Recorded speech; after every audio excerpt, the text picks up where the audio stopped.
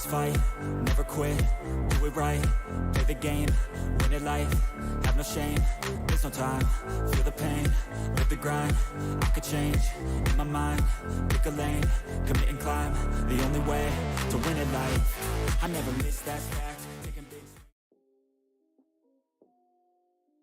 What is going on, everybody, and welcome back for week number 4 of the ECAC Top 8 Plays of the Week. Now, at this point, you're probably realizing two things. One, that's right, I'm going to be with you all season long as we jump through the best moments of every week. And number two, wow, Septilence really only wears one thing when he's not on the clock. And I can't even defend myself, it's a comfortable outfit. Anyway, without further ado, let's jump into week number 4 and see what these players brought to the table to beat out their opponents and be victorious. Wake Forest was already up a game, there were 4 minutes left on the clock, and they just couldn't find that first point to take the lead and put them up 2-0 in the series. But in a final moment of success, Malone clears it from one coast to another and finds an open goal, giving Wake Forest the lead once again. These Champ 3 and Champ 2 is doing. I mean, seriously, look at Malone making advantages for himself. Wow. And he will put Wake Forest on the map. This game number 5 could just go their way. I just want to say Malone just said, I'm going to show you what a Champ 3 can do. All right, buddy? On a control map in Overwatch, your team must capture 100% of a point to succeed. 99 just won't cut it. King Rock from Keene University was fully aware of that and didn't just find a Death Blossom. He found a full-blown Death Garden to keep his team alive. Sound barrier to go away as well, especially now that you have your own. It's going to be a little bit more breathing room. Doesn't look like the one. Okay, there we are. Now it's coming up big. This Reaper has bloomed. That was just gorgeous amount of patience coming. GVSU Blue found themselves up by 5 rounds, and it's always better to turn that 5 into a 6. It's incredible, however, that this team doesn't always need all 5. It can come down to just one player and how much they can really GVS do. An Illusion delivers with efficiency. 3 in a row. No time left, even if they had the chance at Orbital Strike out of the last. This battle between Muskingum and St. Francis was insanely close. Only 3 players in a round, and there were 1 player left on both sides.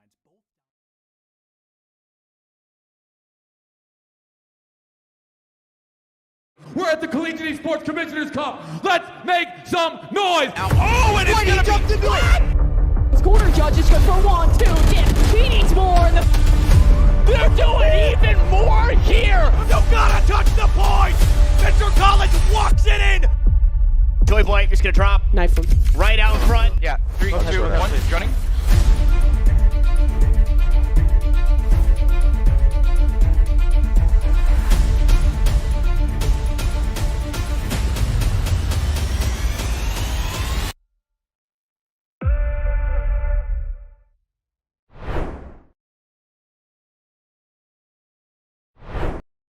Hey brother, it's time for some esports! I'm Hell Monkey Man in the booth alongside Visionary One as we're kicking off the spring semester here with Esports U and a bit of Valorant tonight! Visionary, I need to know, are you excited? It's a Tuesday, we're rocking, we're rolling, we're getting back into some collegiate esports. It's been a hot minute, but we're back! Hey, we're here. I'm happy to be back. First of all, Monkey Man, always great working with the best beard in esports, and I am definitely excited for some college Valorant today, of course, in between Bryant University and Wake Forest University. So one team we don't know a lot about, one team that, you know, we got some information on, of course, from last season, but they dropped in the first round of the playoffs to the eventual winners, of course, which was Fisher Esports. So not really surprised losing to Fisher in the first round. It's kind of an unfortunate matchup. Definitely excited to see what they're going to be bringing to the table today. Yeah, it's one of those, you know, who didn't lose to Fisher, so not a big deal. You face off against the eventual champion, and you got to feel good. Okay, cool, all right. Hopefully we get a little bit better of a seed. That means that our regular season has to be even better. But we have a change up when it comes to the overall dynamic of how some of these divisions are working out. So different opponent, different makeup. We got the Demon Deacons versus the Bulldogs. That's Wake Forest and Bryant. And of course, we've got the map. We got the map bans. We got to see exactly what these guys wanted to play on. Even though the competitive pool has changed, our college guys just have not, have they? It's more of the same. Yeah, the competitive maps have changed in college. continues to not surprise me with map picks and bans. A little disappointed that we're seeing Ascent, Icebox, and Haven today, but it can't say that I'm not surprised. You spend a whole entire season in the fall basically only playing those 3 maps. You're probably going to continue to pick them because they're the ones you've worked the most strat time on. They're the ones you've done everything with. I would like to see maybe the teams that aren't favored maybe try to bring out a split, maybe try to bring out a Lotus just to try to shake up the meta and try to get themselves a pocket pick so they at least can continue to get one map and, you know, kind of set that advantage for themselves that like, hey, we know we're going to a map 3, so let's see what we can pick and ban beforehand. Like if you're able to ban Ascent, I feel like you have a pretty good advantage, to be honest with you, Monkey Man. Yeah, especially because everyone has all that practice time. But it's, you know, whenever you're a college, I guess, student as well as an athlete, then you have a lot of time to copy your own homework. And if you've done a lot of homework on one particular subject, then you want to be able to bring that to your overall thesis. So I think there's actually something about, like, you can't do that if you've published the work. It's like... You can't do that. Either way. Good old college things, you know? Good old college things. Good old college stuff. But these guys will. So we will be heading over to Ascent. It's going to be Wake Forest that's going to be on attack to start things off. This map defines how we work through the midpoints of maps. And of course, is going to be the big match that we start off with tonight. It is a best of 3. And I'm just ready for these guys to get out there and start showcasing and maybe change of initiators. We've seen a lot of Killjoy that really has been dominating this map. And, you know, the patch changes that happened previous semester will reciprocal over to today. I wonder if anyone's getting any more comfortable with any more chamber play as of late. I don't think that we're going to see that this first map.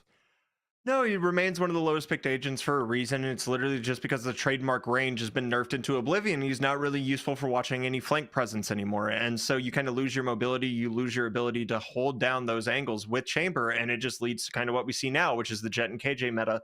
Once again, can't really say I'm surprised. Can't say I'm surprised to see Omen here either. And I really like the Omen pick, especially on attack, just for the sheer fact, Monkey Man, that you have the Paranoia and 2 smokes and light shields if you opt for the classic in the first round. I think that's very strong, both on defense for retake and offense, just to be able to get onto a site.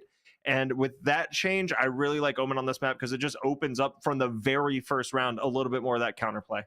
So I have gotten, well, because I love Omen himself and love to play on him as my kind of main controller buddy. But when it comes down to it, I've seen a lot of good work recent when it comes to Astra. We won't see Astra here on map number 1. Ascent calls for, well, some mirror play. Same agents, same day, different teams, but that's how it's going to stay as we go here into round number 1 momentarily. And it's been all about kind of execution and rotating whoever controls out from archway and then up into catwalk and exterior there from mid fountain is going to be able to kind of dictate presence of moving between both sides. And I've seen teams kind of wait to execute. It'd be a timeliness like, hey, when that says 40 seconds, we bomb, we rush, we go forward. Or, you know, it could just be down to who's able to kind of work off default and get those individual kills. But we look at map number 1, it's pretty much going to be that. I've loved Killjoy, I guess, kind of exclusively here for controlling these entry points.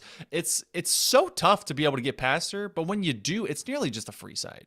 It really isn't, and most of the time it's because that Killjoy is typically isolated just because our util is so good at holding off positions, right? And I do have to say as well that you have to look at teams like Optic that were able to come in, and they were actually running Jet and Killjoy on Ascent before Chamber was out of the meta. So this obviously has merit here. I definitely love seeing the picks. The mirror comps don't really surprise me as well. But the thing that we've seen most of the time in college Valorant, Monkey Man, and the thing I really want to highlight is the teams that have been decisive in attack have typically been the teams that end up winning matches, right? So as we see this kind of default, this little 4-1 kind of setup right now with the slow push up A main, no presence mid whatsoever. They're just going to kind of go for the rush, and KJ hoping they can catch one in the back.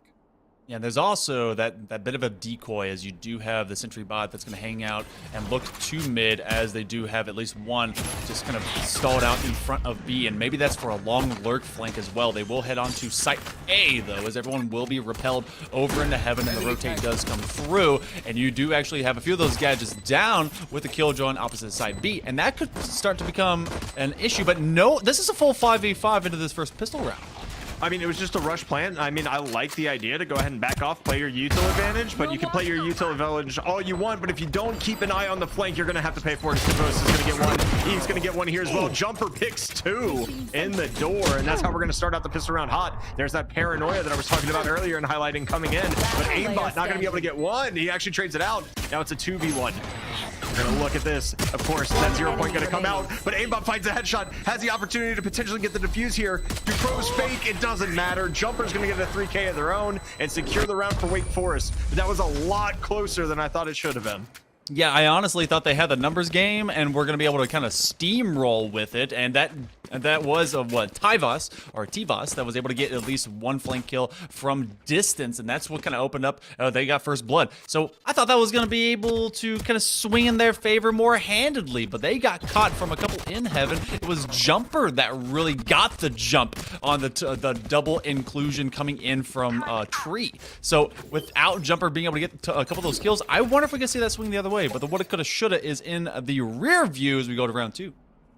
Round 2 is going to bring us much the same. Of course, the anti-eco versus the eco round right here. We don't see the force up of stingers, so it's going to be a little bit, you can't really run it down on defense on Ascent. It's just asking you to get mowed down on mid as this nice little split here. Some nice mid control here as well, of course, not really anybody peeking out of that angle yet. We're going to see if they're going to push up mid, and they are. This is kind of a full map control play, knowing that you have the gun advantage.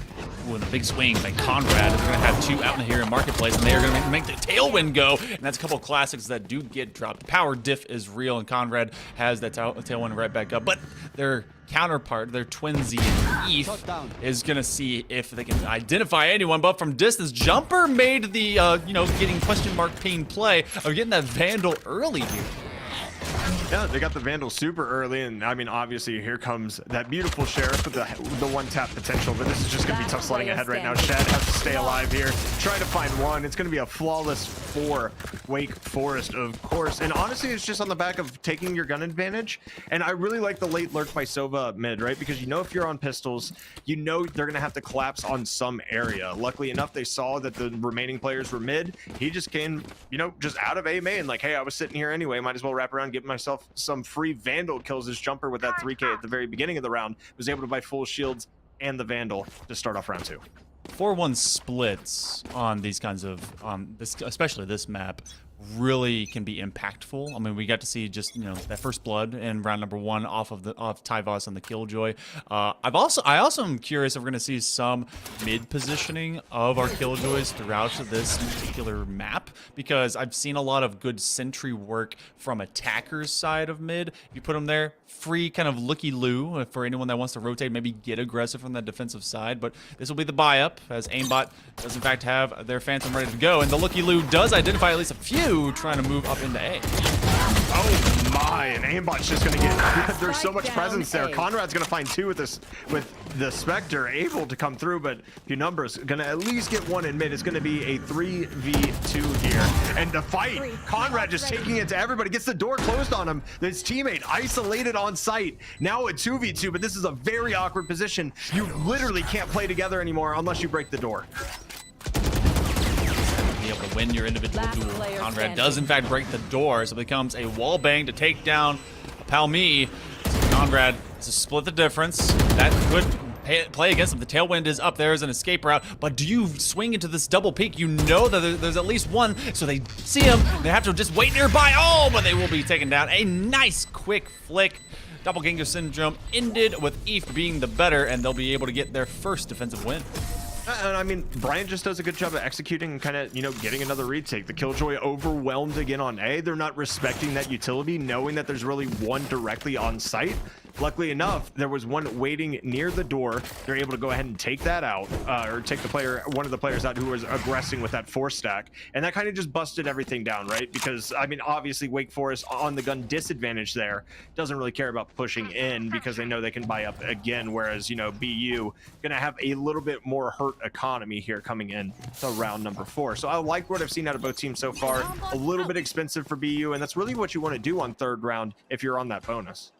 Yeah, make it as economically disadvantageous, as I've been called a time or two in my life, as possible. So we will see full Vandals for the Demon Deacons, whereas Bryant is going to have a couple of Spectres with their Light Shield buy and a triplicate of, I believe, either Vandals or Phantoms, ARs in general. They're waiting out the 0-point knife because there's not been a lot of value. That's pretty much like the one-trick pony beginning for our KOs as they try to see, all right, are you sneaking up? Do I catch you in the giant no fun police bubble? But they've stayed back. And both are flexing. You know, I wish we could see them at the same time. Who's going to throw the knife first? And they're just trying to shut down a Killjoy that might be lurking a little bit too close.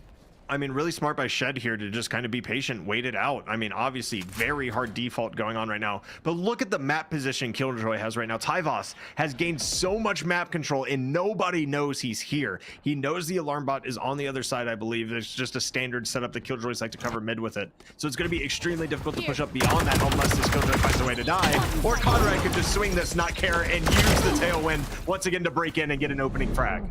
Conrad is a demon. He's an absolute monster. Rock is going to be able to get at least one, but the trade comes almost immediately as a couple of ghosts do end up falling as both Omens are now out of the running. The plant will again occur here on A. And there's been a lot of very focused attack onto A. Not a lot has been kind of skipped over to B, except for previous when they just had to kind of run away from the pressure. You do have the lockdown that's going to get expended. Now they have to defend this because they know exactly where that default plant goes. They will find a couple. Jumper finds them as well, and C's will not succeed much as they take down Penumbras.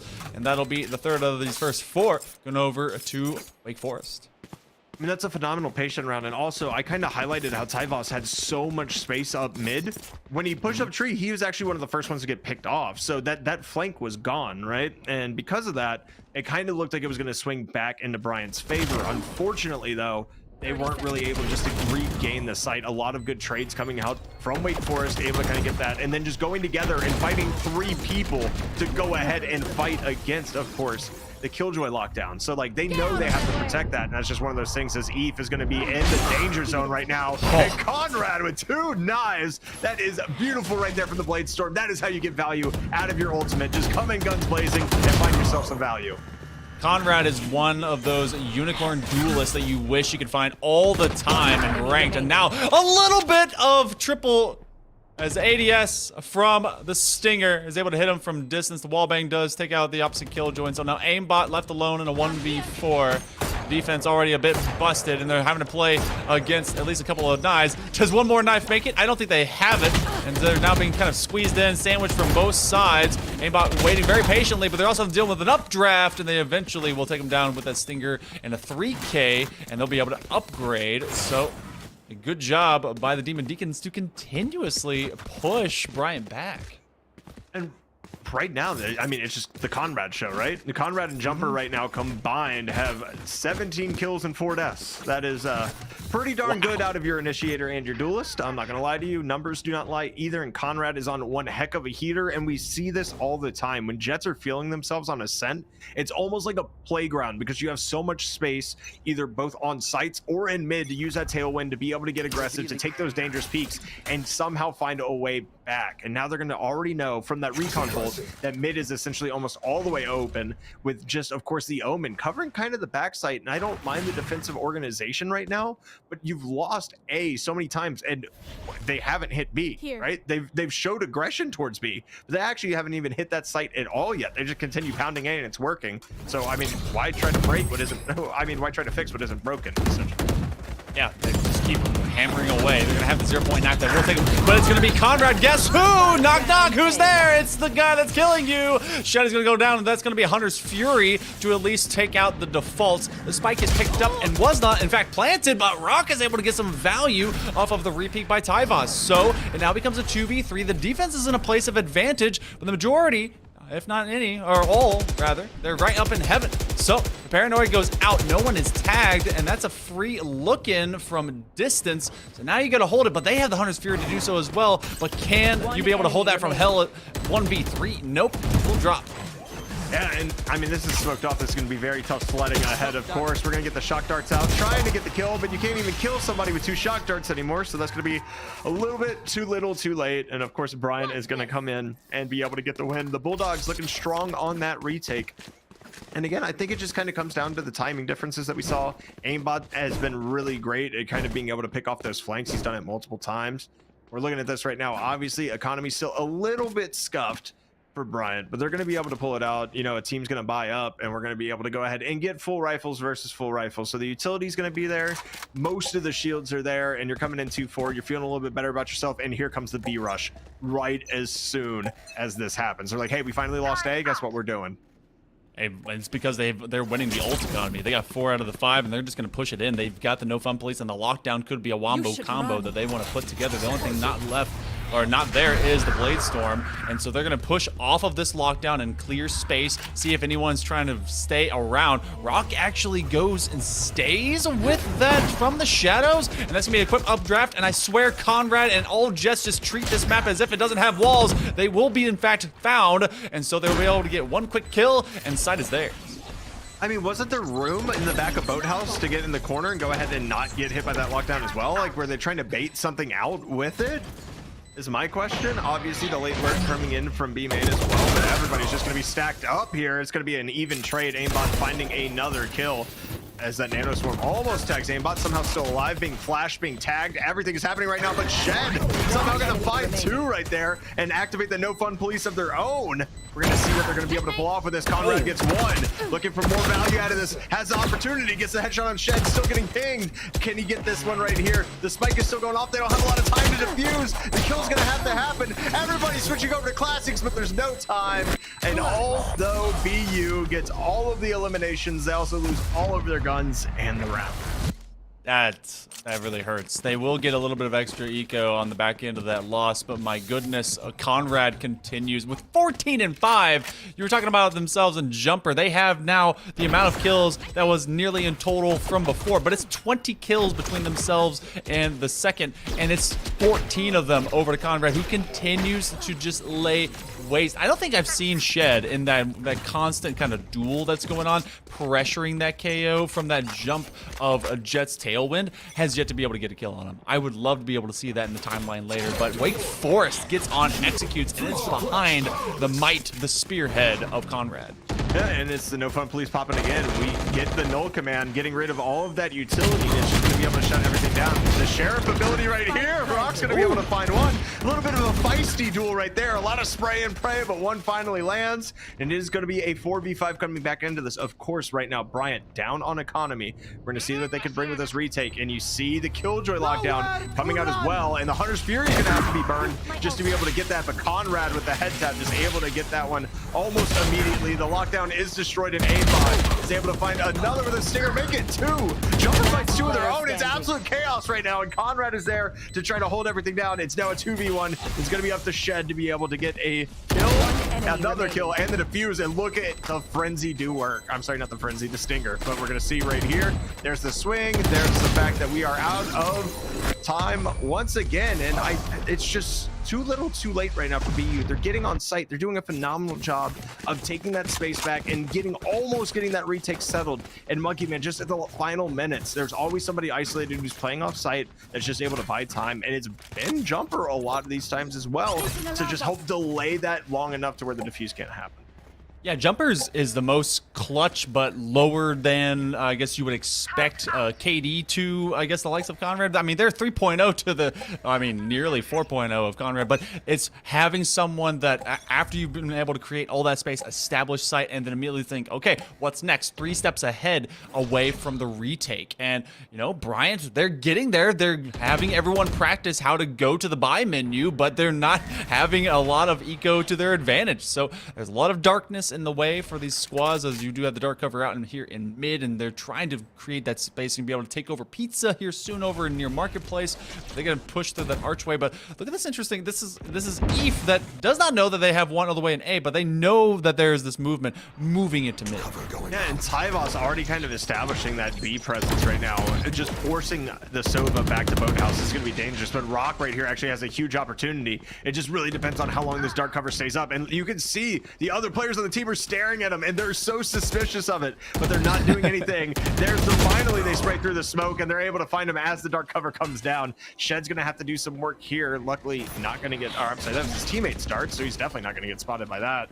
He tries to sit here, but I mean, it's a wrap around the back as well. Aimbot peeks into 4 people, and that's just a disappointing way to die. And Conrad's going to rush up. Tyvos still has that positioning. There's one on Boathouse. Tyvos is going to pick him off, and my gosh, WVU going flawless right there. That's definitely massive, and Conrad just continues to do work.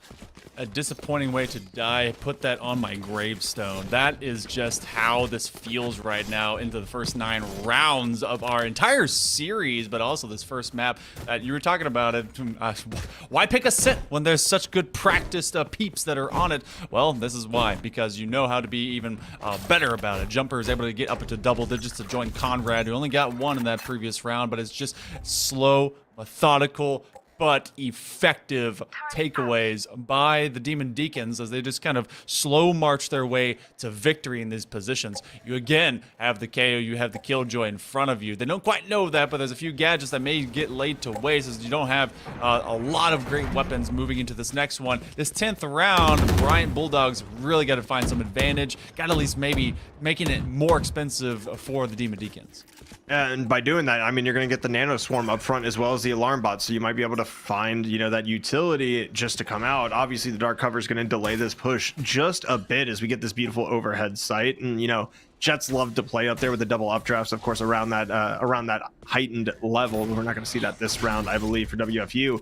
And that 0 point not going to spot anything either, so they're not fully aware of anybody here except for the fact that that turret was destroyed at the beginning of the round. So this is kind of slow burning as we come in. 40 seconds looking for that explosion. Everybody's sitting in the dark cover right now, and it's going to be aimbot versus 4 once again. We already saw how that ended last time.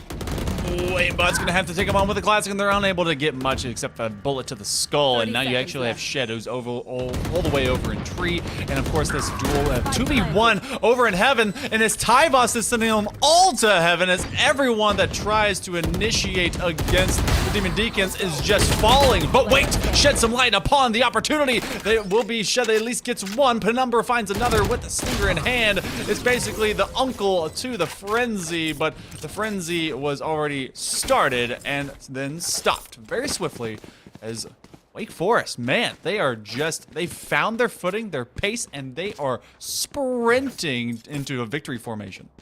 And we talked about decisiveness on Ascent kind of being the deciding factor for college teams. Obviously, when you have a player, or 2 players technically, because Jumper's up to a 4-0 KD now, that are, you know, getting those kills on such a high level, it definitely makes a difference. But their plans are extremely executed right now, and the defense for, you know, Bryant kind of looks like they went to Chegg instead of doing their homework. Hey, you know, sometimes you procrastinate just a little bit too much, and sometimes it comes back to bite you. But the default with that 4-1 lean, you have one across. Eve has picked up an operator and did get great value as they do drop Tyvos. That's made this one a little bit of a stutter start, but not to ignore the opportunity, and that flash falls short. So hey, Conrad says, look, follow me. Just follow the leader time. They're going to put the 0.9 out. They're going to shut down a few extra abilities. They're going to start creeping their way in. This is the one. Conrad is taking their sweet time. They try to look away, but they will not get away from Shed. They find some sweet, sweet vengeance, but the attack continues. One enemy remaining. That was going to be the key right there, was Jumper's fight in mid with aimbot. We didn't get to witness it, but there was a push up Tree. He turns around expecting one to be on Cat. Ends up happening, and then boom, it's 2v1 and you have an operator in your hands, or you dropped it for a rifle. And of course, that's a lot of money invested that you're kind of willing to go by the wayside, and you have to push for this 2v1 right now just because it is 2 to 8. You need rounds. So Eve, it's up to you right now. Light shields against 2. Can you make the hero play as Jet? Gotta be able to get that flick. Turn on him. There's one that doesn't have a whole, well, all their health at least, as you do have a Palmy down in hell as they put the paranoia out. Have to back up for a minute. They may think about what the rifle in hand is worth. They're trying to be able to swing, but no, my goodness, Jumper doesn't care how quickly you get to him. They're still going to be able to put you down just as fast. So, again, how many are we streaking with now? The last 5 rounds have gone over to Wake Forest. And even though they have a little bit of gumption and some gutsy wants and plays in them, it doesn't seem like the Bulldogs are going to be able to recover. We may be seeing a 10-2 rolling into the second half. Yeah, and I mean, you said they're going streaking right now. They're looking like Frank the Tank in old school. I'm not going to lie to you. They're going through the quad and into the gymnasium right now that we call any site on Ascent. They're having success all over the place. And not only that, they're also just so decisive. The plans are thought out. You know, you lose the flank or you lose the lurk right off the bat last round to that operator, and then you come out and you're still able to overwhelm, still able to overcome on that B site. And there's some good chip damage done on Conrad, who's basically solo entering right now, just trying to see what they can get. As another lockdown is going to be applied towards B site. Hunter's Fury going to be committed immediately to get rid of it. They try and keep themselves as near to side as possible. That one will work out, and that extra buff to be able to get rid of gadgets via that ultimate is really cool. So hey, you take away the viciousness of the shocks against the people, but you make them hate the robot. So this is stalled, at least this final attack, because they're not exactly sprinting on a side. And look, Conrad is looking at the gang and saying, "What do we do? What should we do? Do you want to get out there and go kill? Should I go kill?" They're talking about it, at least for the time being. You got 47 seconds before you ultimately need to make a decision. They are down one man, and they've not exactly lost mid-space if they wanted to be able to run it out. But hey, why not run it down? No Fun Police, Blade Storm, Wombo combo, let's run it in. Yeah, they're running it in aggressively right now as Seeds is going to find one through smoke. It's going to be a way to even it up. 4-4, one elimination on both sides right now as we look at that retake versus the No Fun Police, and it's finally over. They're going to be able to activate some of their utility now. We're going to see a nice Paranoia come out towards lane, be able to get rid of one. The counter Blade Storm is going to come out as well. Conrad loses their Blade Storm, gets a head dink on one, but Aimbot's going to find it with a Guardian. And now look at this, lockdown applied. You're going to have to fight for your life, or you're going to see your hands get tied behind your back. And as they push, just don't give them 1v1s here. That is the goal.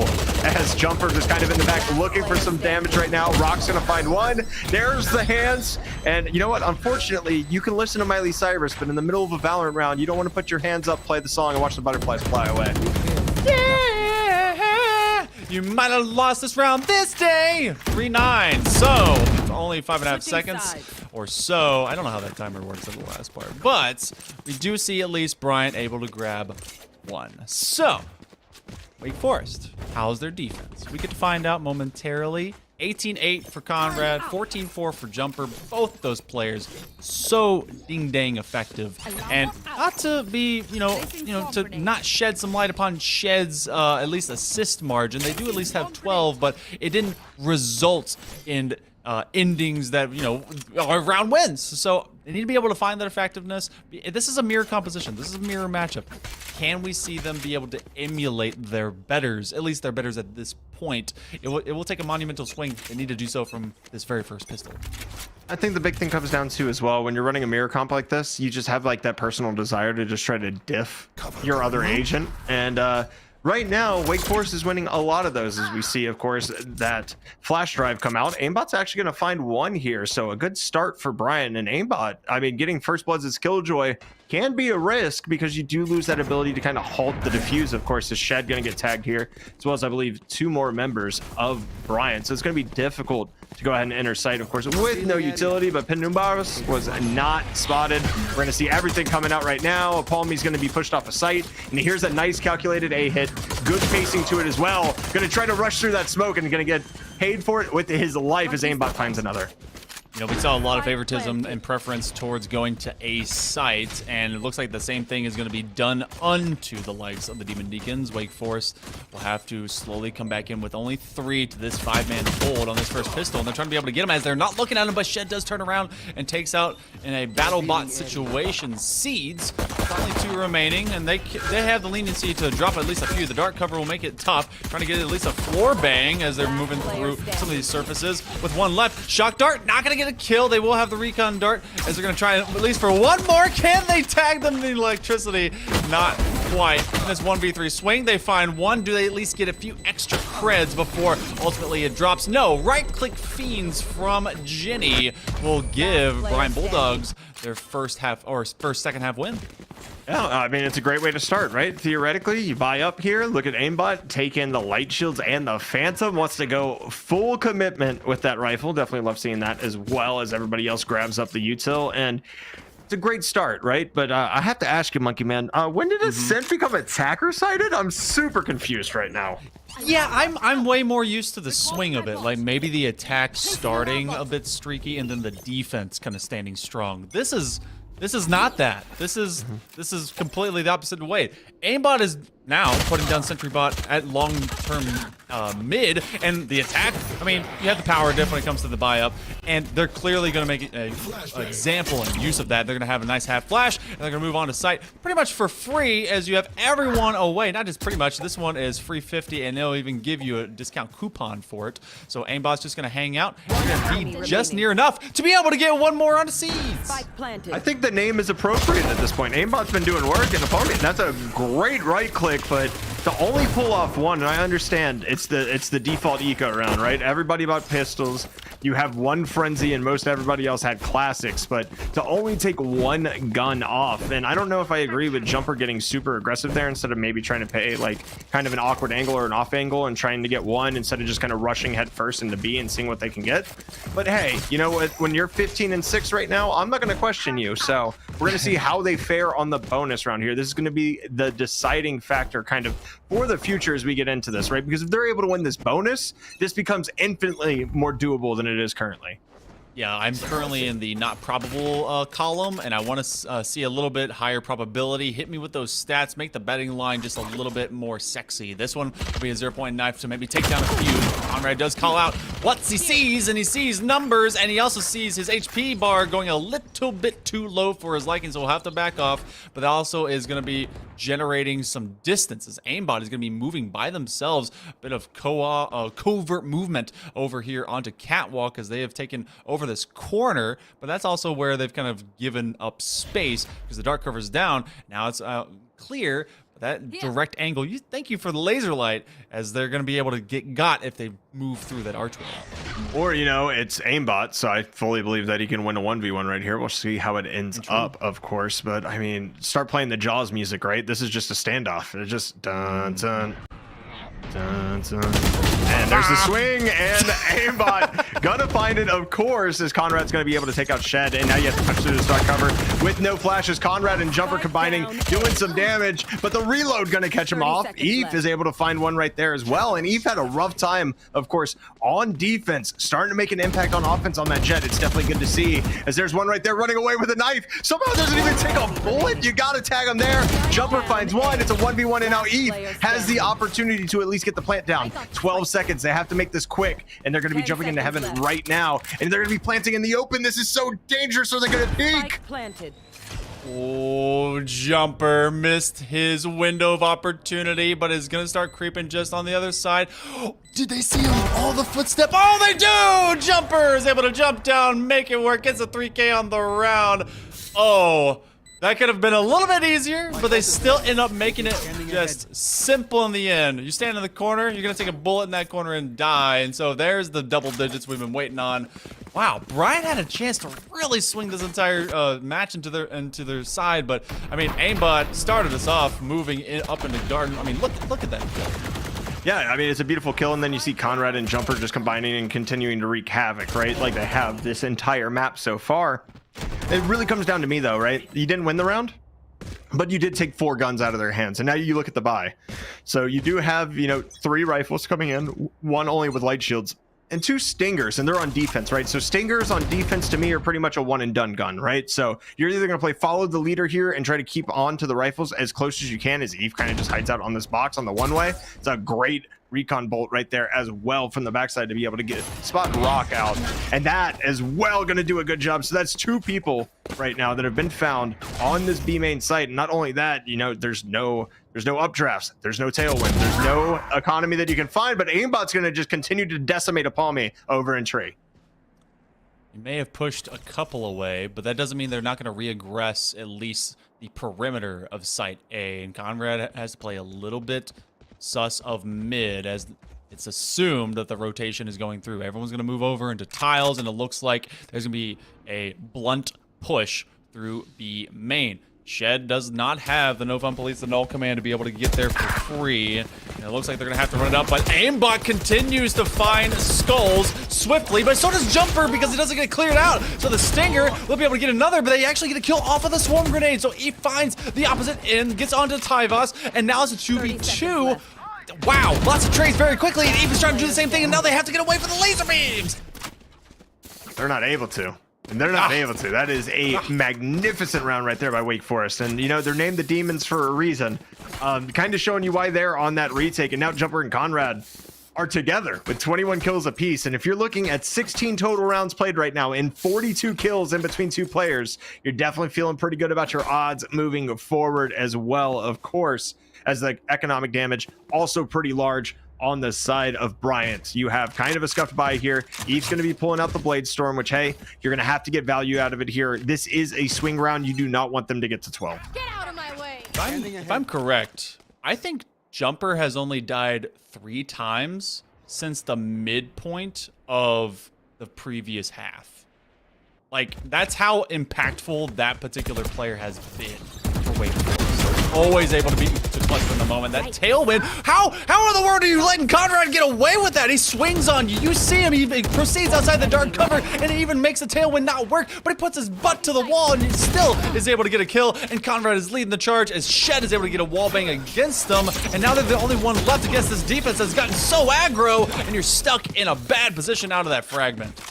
Yeah, essentially, I mean, Shad right there was the man in the box, and he got buried. I'm not going to finish the line, obviously, but as we move on, I mean, it's just Wake Forest kind of playing that aggressive thing, but you cannot let Conrad get away with this, right? Even with the KO flash coming through, of course, that dark cover, you cannot let this man get away with 2 in that position. And unfortunately, he's just able to use the tailwind, get out of dodge just a little bit. You actually saw him back. He was trying to go back into the smoke. He ran into his teammate. He got body blocked and he somehow still lived. And it's just those kind of micro plays and those microcosms of like those situations that really swing games right now. And we're looking at a 5-12, of course. We do have another map coming after this, but with the lockdown, with the ult economy right now, I mean, maybe Bryant can swing something in the direction. We are going to see the no fun police come out here from the KO just to try to slow down this push, but they don't really care. They have the lockdown already prepped and ready, and they're taking the space that was given to them on site.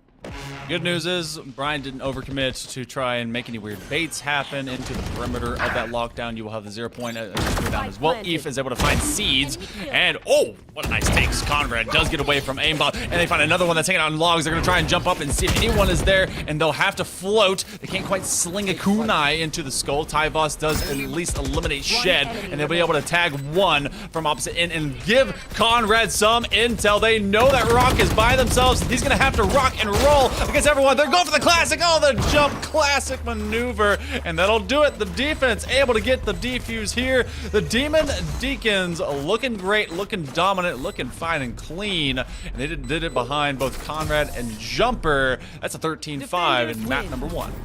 And I definitely love how they came back, of course, and took the team picture. Like, Conrad was hopping all around site. Like, yeah, I got a 4K, and then they all come back at the very end to go ahead and get the team photo there with everybody still alive with the last defuse. Definitely love seeing that, and it just kind of comes down to, again, those things. Obviously, the aim duel's massively kind of swinging it into Wake Forest way.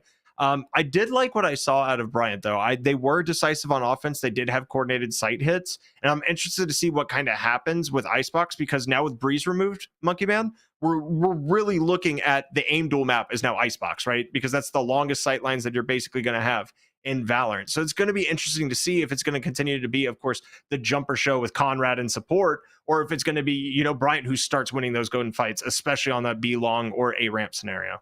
I mean, there was so much of it that was behind aimbot. Aimbot was really giving them kind of a point of success that they could start kind of slowly ramping things up. But it was just the tail end of that big bonus round that kind of fell short for them. But ultimately, you know what? That was Wake Forest setting themselves up for success very, very early and being able to run with that going into the previous. So we have map number 2 in front of us, and it's going to be the likes of Icebox. Can they continue to stay cool, calm, collected?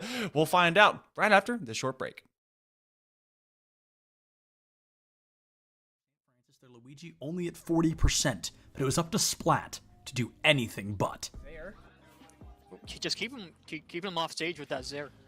Oh, if that spot right here for Teo. If that block didn't disappear, oh no way! Oh, just steps on the pressure plate. A tale as old as time, Pace White versus Pace Gold, and Pace White's morale was through the roof as they won a fight, but little did they know, this was Lofi's world, and they wouldn't be living in it for much longer. Going in with the blade. Uh-oh, Blade is out. It's hacked. It doesn't matter, though. Slashes away for 2, looking for a 3rd, looking for 4. Won't get it just yet on the Blade. However, the slash and dash works out. Luffy's got 3, looking for everybody else on this team. It's a white. The Inkling versus Ganondorf matchup is not very good for Ganondorf, but let's be honest, which matchups are? In this clip, we're going to be watching as JD from Fisher learns the hard way that you never really want to meet an Inkling off stage. Sooner if you don't find that kill confirm or that kill or a bomb off stage like that. That bomb angle guarding is so good today. Yeah, that bomb angle was beautiful. Week 4 of ECAC Rocket League was absolutely insane. CMU and FC were tied up 0-0, but it was Gand who told FC they shall not pass game number 2. Side of FC, they've only got one player for a moment there. They're trying to recollect, they're trying to reposition, but how do you position around a pinpoint accurate shot like this? Gand goes crossbar down for the first goal. Adams in reverse, backed the defense off with that. Whenever I'm on the mic for Valorant, you'll often hear the line, check your corners, repeated over and over and over again. And even with me not on the mic to tell them, I have a feeling this team may have learned that lesson. Nah, he's got to take the shot. Take it.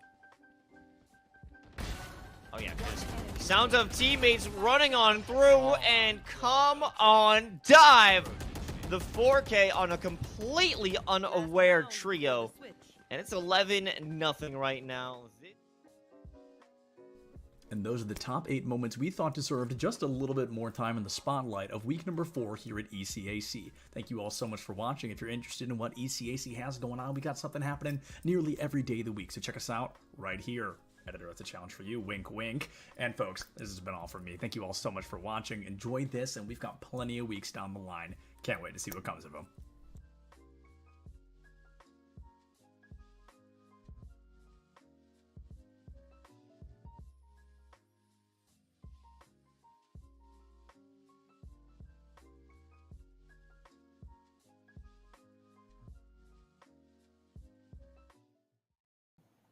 And there's so many other jobs as well that can translate out of this experience in esports. The only path is not just as a player. I think all of us are representative of jobs in esports, but it mirrors traditional sports in pretty much the same way. You've got, you know, broadcasters, you've got production people, you've got marketing and sales, and now NIL and things like that. But really, esports is kind of a great accelerator for a lot of new businesses that are coming up in the metaverse and Web3, and there's a lot of new technology that is going to be needed. And so these STEM students that are also esports athletes are really the future workforce and leaders of tomorrow. And you know, us as well as all of our brand partners that we work with really recognize this.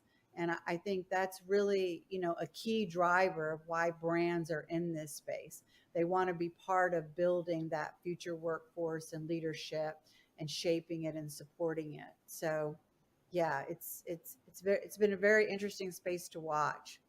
And we offer such a big, we offer such a big counterpart to traditional sports also, because it's a counterpart, but it's also the same, is what I'm trying to say. Because when you're traditional sports and they're done after their 2-a-day workout and they're done after their practice scrim, they're coming home to play Call of Duty and relax and put their feet up and get a drink and play video games. It grows their brain, problem-solving skills, and their hand-eye coordination while they're home.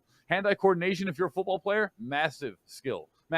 So it helps build those things while they're off the field. And then for us, vice versa, if you're an esports athlete, one of the errors I had growing up when I was competing in esports is that I was not active enough. I played sports, I competed a little bit, but I wasn't active enough truly when I look at it. So that's one area that esports players can learn from in terms of activity and physical and the marrying of both. People say, oh, sports and esports, video games. Not really. We're just kind of the tech industry's competitive form of competition, as to where traditional sports are more physical, hands-on. So I believe in the marrying of these two sectors and that they actually live together while also being counterparts. Well, I think I think then to speak to something about marrying right from traditional to esports, that to me speaks to this whole new thing. At least again from you guys, right? You guys have more traditional sports background, right? Paul, Lee, Mike, and all of that. But I think let's talk NIL then, because I think that's something that I think is really interesting. That at least when I heard about it, right, of what we're trying to do with esports athletes, schools, programs in general. Because it wasn't something you would think normally, right? You could understand, right? Football player on the field, star quarterback. It makes sense, right? The guy is somebody that everybody knows on campus, whether you're on the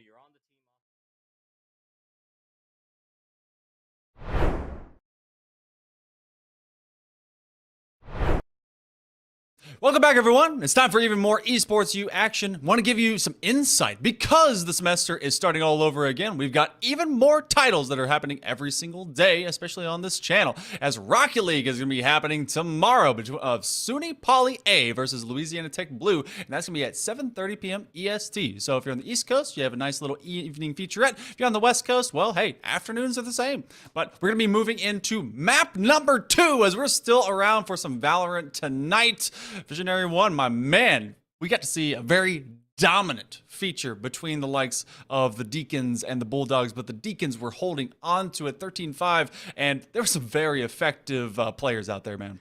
Yeah, obviously some of the things that we were talking about, in the lead up on the break, like Conrad, you have 7 first bloods in 18 rounds. That's obviously massive impact, of course. Jumper dying twice in 7 rounds on the defense side, and then also going 22-6 with 7 assists to Sova. If you're getting that kind of value out of your top 2 characters, and one is an initiator and one is a duelist, that tells me 2 things, right? One of them, they're comboing their utility effectively, and B, aim gods. It's literally that simple. They're just able to come in and win. Yeah, there was plenty of times I saw Shed just kind of leaning back on his robot boots on that KO and not able to deal with the pressure of creating that kind of space. And that is the kind of duelist that you want in your corner all the time. Can the same be done here on Icebox? There's a few extra walls. Things get a little bit more in the way, but it presents just as much of that vertical playground that maybe Conrad will be able to run forward with. I am wondering if we're going to see a change up. Will we have the big mirror that we had before? I think Sova, which currently are being floated between Jumper and Penumbras, will be at least brought in. Viper has, pretty much been the regular mom of the group, always on this map, and it looks like we are going to be at least seeing that would-be jet diff coming in between Eve and Conrad. It's looking more of the same, just maybe the controllers change up. I mean, I wouldn't be surprised to see Sage brought out as well, just because that wall is so vital to kind of gain that control on B site. Obviously Viper has always been mommy on this map, like you said. It's just kind of how it works. Those walls work a lot better for the long sight lines of Icebox than they do for a map like Ascent, where you really need that kind of dome smoke coverage to get the choke points worked out. Not a lot of choke points on this map, like you said, Monkey Man. A ton of verticality. We're going to see Viper. We're actually going to see Arena coming out from aimbot as well. So they're like, hey, I just got 4 first bloods as KJ. Imagine what I could do on Arena. So we're going to see a double duelist comp with the shades of 2021 Valorant from Reykjavik when the Sentinels won, and we're running 10s on Reyna on Icebox. So a little throwback comp here. Definitely like to see it. Let's see how it pans out for them. We're going to see aimbot getting more aggressive. Remember, they did have 4 first bloods as KJ in the last map. Yeah, that was with some good intel and with an air to them that they must be confident or else their team is going to fall. So we'll be able to see the same thing. Penumbras is actually shifted over, and instead of being on, well, actually, I guess they weren't the Sova before, but they're going to be on that opposite Viper, and so Tyvos will be staying out on that Killjoy. Killjoy's kind of back and forth with me on this map. Sometimes it can work out. I don't know. You got to see so much Chamber that I forgot that other Sentinels can work on this map, and of course that's going to be opposite of them in Shed, who was the KO before. So kind of up and down between double initiator, but the double duelist, can aggression pay off? Can aimbot be an even bigger, more violent threat to be able to get the Bulldogs back on track? We're going to see if it can happen here. That double stack there is absolutely deadly. Conrad going to go ahead and dodge out of pressure. Burned all 5 bullets already. His aimbot going to find one. Gets the heal off, which is so vital, but they're going to be taken down, of course, by Seeds right there with the headshot. And Conrad going to lose to a left click by Penumbras. It's going to be a 2v3. There's an opportunity for success here, but the Nanoswarm is going to take those win conditions down just a slight bit. Numbers looking towards Seeds in the back, who pretty much has, you know, a half bullets worth of HP. Oh, what a tap, though! You'll be able to get rid of Penumbras as they're hanging out in the backside of that box, as double KO knives will be flung across, and they do recognize that at least the Sova by themselves are trying to go get that plant, but they are not ready for the flank from behind. So the defense of Wake Forest, we're seeing that kind of flip of halves in terms of their defense showcased early, and it was just a great crawl in from that flank end to really just kind of secure this first round. I mean, it's a great job, of course, on the flank as well. Palmy looking a little bit like Rick Astley right there. Just didn't give up on it, you know? I mean, as a Viper, your job is to wall, your job is to rat, your job is to lurk, right? Because you don't have to be anywhere near where you need to be to smoke. You throw down that wall, you commit that wall, just go be a menace to society to the other team. That flank comes through, silent the whole way. They don't have to rush it out. Teammates low HP, they don't care about that. They just know, hey, we can play time after the plant's down. We're going to be able to lock it down. We're going to see a ton of sheriffs, of course, coming out right now for Bryant University. It's going to be difficult to go ahead and get these picks, especially with marshals in play. And we talked about Icebox kind of being the default aim map.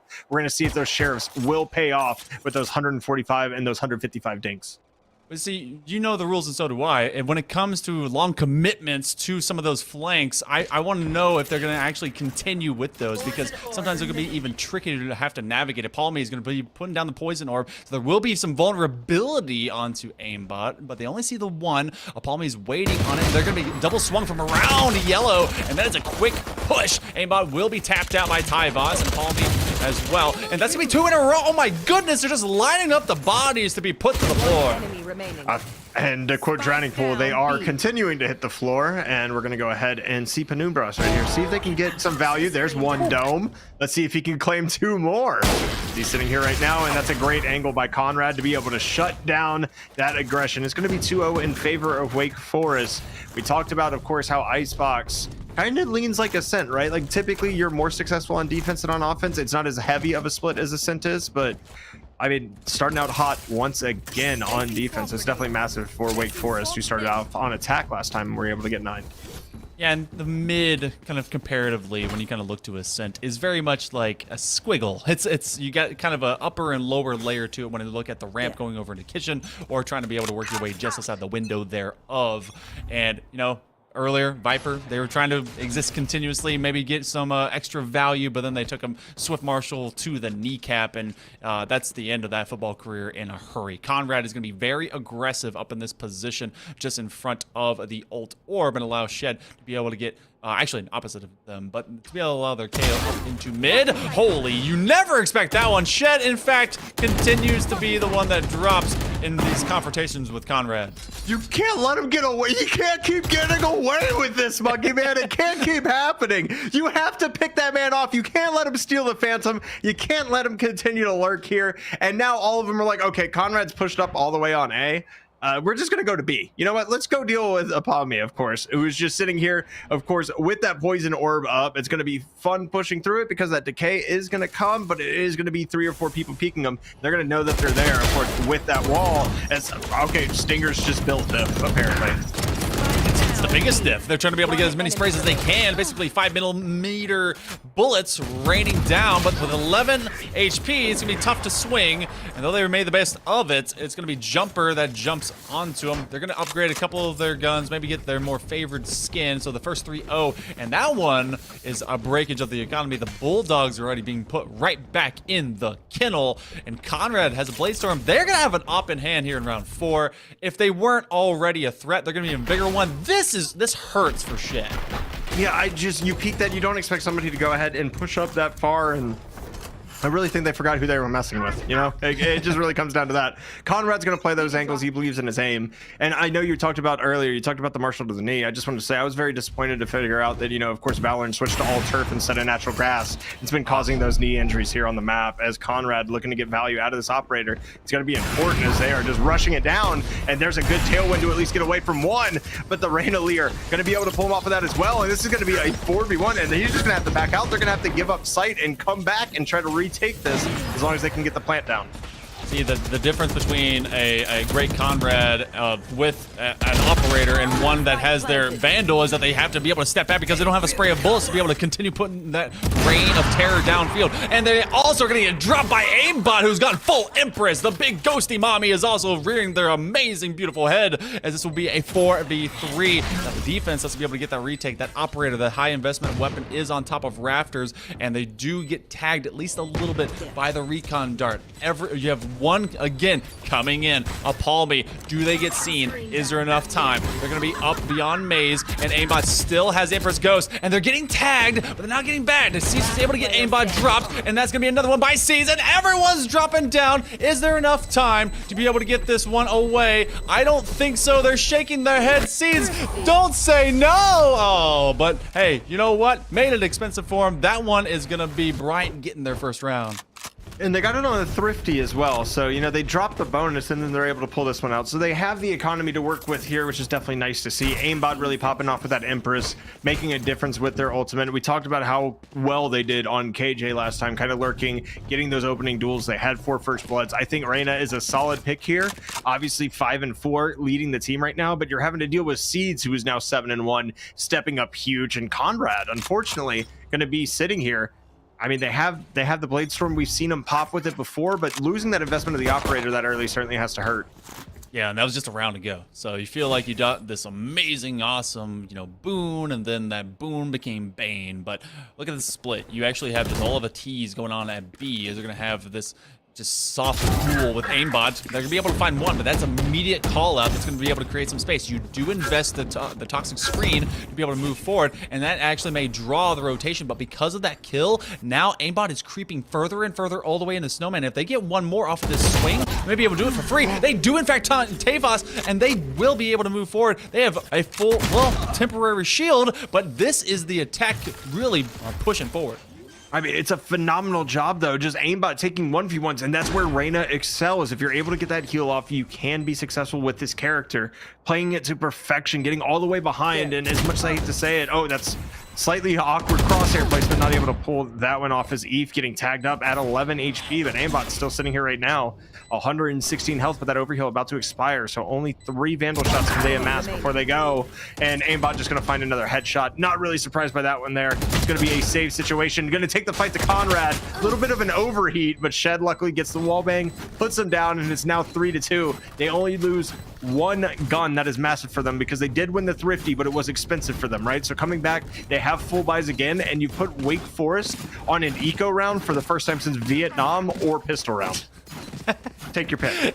It has been history made in this particular series. It's either 50 years or at least 5 minutes. It's been a while since Bryant University has been in this controlling position, and guess what? It's behind the push of Aimbot. They've allowed the Bulldogs to be in this great attack, and though they give away the first 3, Aimbot, as long as they exist, they are threats, and they can be able to be so impactful against these Demon Deacons. But off of this eco, we've already seen the Thrifty before. Aimbot will be creeping up into Kitchen. They're basically surrounded by 3 others. Conrad, very tenuous, very, very shy about wanting to give up and go into a direct duel. Same for Aimbot. Pretty much can hear that sentry.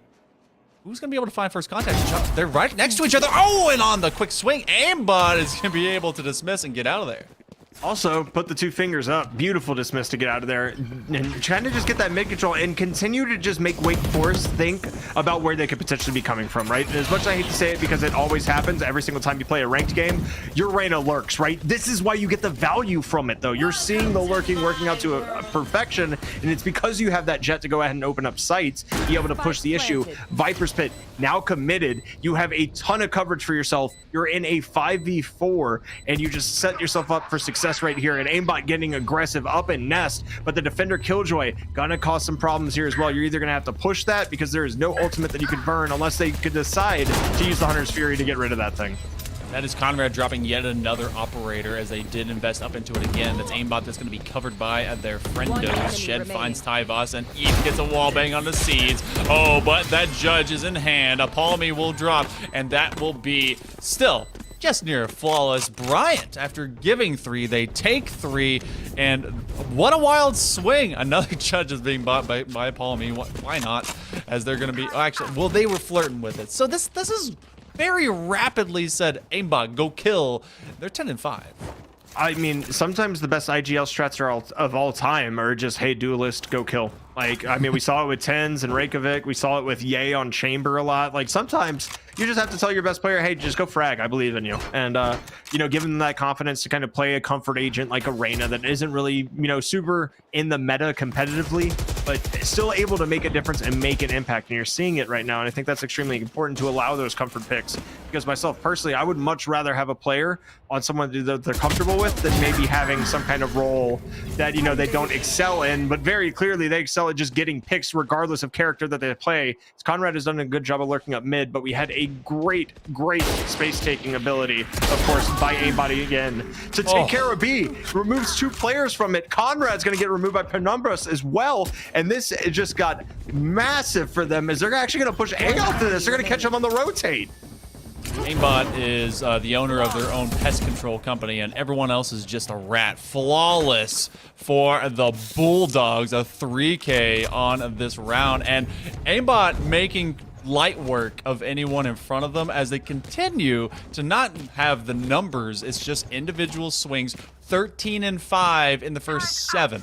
That is massive. Just nearly able to get to 2 kills on average per round, and it was off of the streaks that we see on the attack for the Bulldogs. This is not a one-man army, but this is definitely a high-level individual effort. Yeah, and I just want to go ahead and highlight as well that Jumper actually has more deaths right now than he did in the entire last match. So you've done a good job of shutting him down here on Icebox. So I think that's important. Obviously, you kind of shut down the players that are popping off. Oh my Jesus, Eve. What a flick to catch a jumping member of Wake Forest. Aimbot's going to get traded out finally. It seems like that has never happened so far. And Seed's going to get some value out of that Stinger once again. Spike is going to be down mid, and it's going to be a 3v1 now as Seeds is there trying to upgrade the gun, and unfortunately, my man, you just can't upgrade the gun. You get greedy, you want the gun skin, but you know, you end up dying anyway. So it's going to be 5-3. I really like what Bryant did there. You know, they took that space, they were effectively trading, they're playing off of each other, and I have to say, they honestly look a lot more cohesive, decisive, as well as just, you know, kind of trusting themselves as we see that, which was just nasty. They look so much more cohesive as an offensive unit right now than they did on Ascent. I like seeing this, and this might be why they chose the map. Yeah, they're taking decisive movements. They're saying, all right, if we can either run behind it, it's like they already know what they want to do, and they're just making sure that they've put themselves in opportunistic positions. But Conrad finally exacts a little bit of stoppage play onto Aimbot. They'll wallbang onto that duel. They're not going to be walking away from that for free, be it being hurt or being very dead now from the benches of the wait for round number 10. But Bryant has now been stopped, so this is going to be a double swing as well, as Balmy is in a weird position, but they're able to get another one as the numbers will drop away. The spike has been found, and they know where Eve is, and Eve was able to make him go Eep off of that quick swing. As cool as it was, this is quickly a numbers advantage over to Wake Forest as they go right back to work. I mean, all you had to do was really shut down the swing. Of course, Jumper's going to get the trade from Seeds, of course, when Rock shut him down. It's going to be 2 rifles out of the hands of Wake Forest. It's looking like it's going to be buys all around once again for Bryant. But I just want to highlight again, like sometimes doing things like that and just kind of switching up who's playing on what site, just to give someone a different look, right? Like Aimbot is not expecting the Jet to be updrafted on top of the box there on B main, playing that height advantage, and just a shoulder peek goes awry. And you're able to take out the biggest impact player so far in this entire map. So just doing that, continue to trade things up, put some pressure on him. Don't let them get comfortable, right? Because he was just pushing the Viper and winning every time, and then he was pushing the Killjoy on B and winning every time. Now we get to see something a little bit different as there's another opening pick won by Aimbot. Are you kidding me? You just have to fucking download where he is right now. Go ahead, swing through, and put Conrad on him, because if it's not going to be a 1v1 fight to the death, I don't want to see it.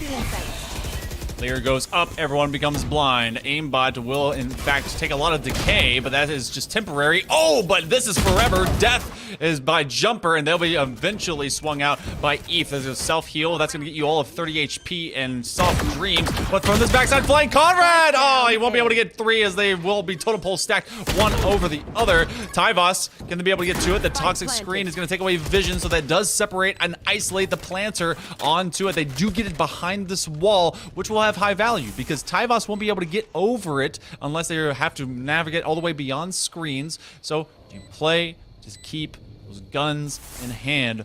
Wake Forest doesn't want to give a lot of separation to the Bulldogs. This round 10 is pivotal for them to continue moving forward. And this is a pretty nasty crossfire that they have set up as well. Eve is just in a nice position right there.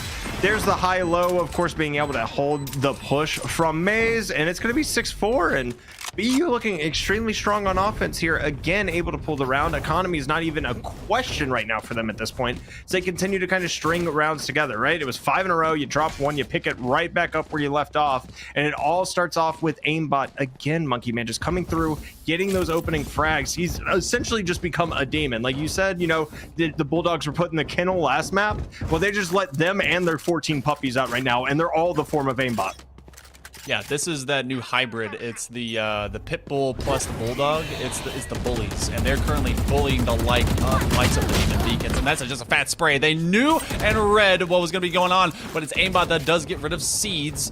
Conrad is going to retreat. They have that tailwind. They see aimbot. They say no, and they'll take one quick shot, try to be able to get that quick duel, and then they'll move away. This becomes a hard pass over to B as a spike and will be moving, but they'll have to be able to make it through the one way of the poison orb, and I think that there is some tentativeness to chase because they have been outflanked and faked on these kinds of things before. Will it happen again? Palmy pretty much left on an island right now, and that's been rough against people like Aimbot, who's going to spray through. Now taking a 1-on-2. Yeah, now taking a 1-on-4, not able to get much with it. Shed is low health once again. It's kind of one of those dangerous positions that you don't want to be in, but the plant is going to go down along with the wall. You definitely love to see that. Res still available. We're seeing the ults. So many available on both sides right now. You have the Resurrection. You have the Hunter's Fury on both sides. You have a lockdown, and of course, the lockdown's offline now because Aimbot's just goaded with the sauce. As we continue to push down, Aimbot finds 3.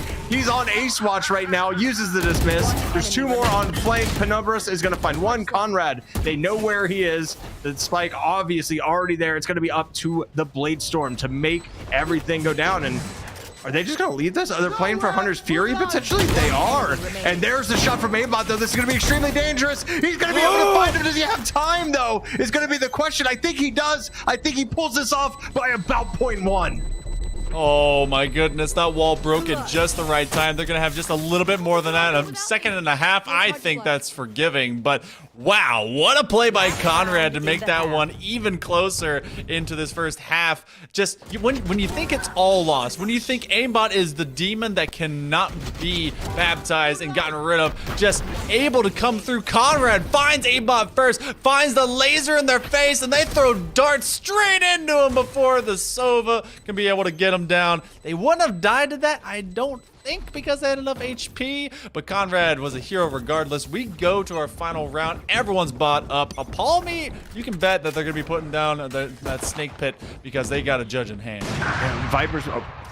Oh, okay, Eve, I see you. Good opping right there. It's not something that we got to see on Ascent because they didn't get enough time. I mean, they had 9 rounds on defense. They didn't have the economy to bring it out. So if that's what Eve's specialty is, he's got a nice couple of opening picks with that operator now here on Icebox. I think that's massive as far as, of course, you know, the value that you're getting out of it, because we've seen him with the Blade Storms not able to get much. The operator seemed to do much better for him right now as we push over towards the B side. Of course, we're going to lose Penumbras right now. The Viper is down. It's going to make this push just a little bit more difficult and potentially make them lean B, just for the sheer fact that you still have the wall available. You do have the revive, and that's gonna happen. Okay, thank you. All right, Shed, I see you. Cool. We're in the same comms. All right, different channel, same love. Let's be the Bulldogs that are taking their time. They are getting to about the 45-second mark, and so it looks like the wave is beginning to move over to B. Aimbot up into kitchen, and they think that maybe the gadgets are still set up by Tyvos. out in distance. You get the pit being put down. They're going to use that as a way to entry, but Palmy, they're going to get tagged. They recognize that they have to be able to hold this with the judge. It's just not going to work out. Shed is able to find them, but that's going to be a quick swing by Tyvos as well. The plant is coming through because the wall is up, and they're going to take this from distance, but you do have the Hunter's Fury that's able to push them away. And the Hunter Fury does a great job just kind of get him off of it, of course. Tyvos is going to be sitting here right now. I actually got tagged with the first part of that, so he had to get pushed off by his own teammate, unfortunately, as that's going to be dropped, of course, inside of the pit just a little bit. There's the Blade Storm. All 5 blades come out and gets 100 damage on Conrad. This is not where you want to be right now. Penumbras, the ult drops. Shed gets value out of the judge, and Conrad going to be able to find it in the middle. And there it is once again. Conrad stepping up, getting the final 2 frags for Wake Forest and turning this into a 6-6 when it looked like at one point that the Bryant Bulldogs were just going to absolutely steamroll through this offensive session. We're now tied at half. You gotta wonder the effectiveness of that and playing with aimbot. I mean, they definitely were able to isolate when they were kind of that long lurk by themselves on their lonesome and be able to say, hey, I'm not trapped here with you. You're trapped here with me. Go down and kill. Now when it's defense, it's gonna be rough. You're gonna have numbers in your face. But talking about numbers and I guess maybe different dates, this Thursday, 8:30 p.m. EST, will be some Overwatch. We got Overwatch 2 here on Esports U. It's gonna be the University of Albany, not Alabama, Albany versus University of South Florida. So make sure to check that as the ECAC Overwatch will be bringing its collegiate best. And of course, you know, I did that poll. I'm thinking about getting into some Overwatch too. You guys should check it out. It's coming up later this week. But we go into the second half. We are no further in finding our winner as both these teams are tied up at 6. Yeah, we're basically starting from square one just to switch sides. Once again, the wall is going to come out. Of course, we're going to get that the 0 point out to shut down a little bit of action, and we're going to see where the value can be found is going to be Conrad getting the opening pick on aimbot, which has been so massive before, but Conrad down to 10 HP. They get pinged, of course, with that bolt. It might be dangerous. Shed going to have to play a little bit off site here. I don't think they've burned their wall yet. So, or they have, and it's been busted through. So Seed's going to be able to get that one. We're see everybody push through once again. Shed able to find some utility. Conrad goes down after going through the wall. Here's Tyvos on the flank. Take it down from a headshot by the Classic at that distance. Are you kidding me? But now it's a 1v2. You have to be able to shut down just about everything. Spike planted in the back. Penumbras. Can you get a couple more of those dinks? You'll be able to have that hollow point ready to go. Seeds. Very, very hurt. Penumbras will take a little bit of extra chip damage, but they're gonna have to take on this crossfire. They get in 1, they get 2. The wolf will howl, and so will they. That is Penumbras casting their shadow as they eclipse the likes of that post-plant hold. And yes, I did Google what a penumbra was, and that's what it is. So, haha, you have been learned. Hey man, it's college Valorant, right? So I do expect to learn something. We all expect to be educated at some point during college. I mean, I got a little bit of it, but we're gonna watch this clutch again because it was just so beautiful. The right click to the dome, and then hey, we're just gonna play our numbers here. Get the second one, 4K for Penumbras, able to come through, and we see the force up with 2 marshals this time in between Eel and Rock, and I expect one of them to be playing a long angle, which you see one covering mid and one covering a rafter. So I mean, if you're gonna play a marshal, it's kind of where to do it. No shields on the other side. So essentially you have 2 operators right now. You see 3 chest shots. So many utility items just got thrown over the wall.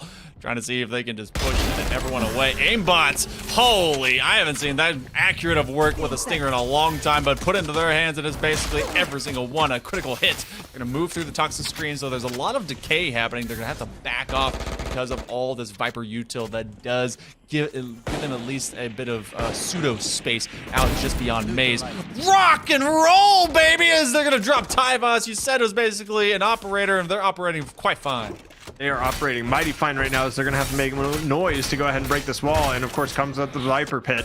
Or, I'm sorry, the Viper wall. Just to kind of delay this out, and it's going to be gone. There's Shed getting 1, of course, with the stinger. We're seeing so many stingers right now, and I understand it's the meta, but the gun just seems like it is cracked out of its mind. Like nobody can ever miss with it. And there is the run and gun. Valorant is definitely known for its precise gunplay. There's a great example of it. Shed able to get 2 that round with that stinger. They're going to hold on to these and take a 2-round advantage, and they have now won, I believe. No, they lost the first 3, so they have won the second round pistol both times in both these maps. Let's see if they can take that momentum a little bit further this time than they did on Ascent.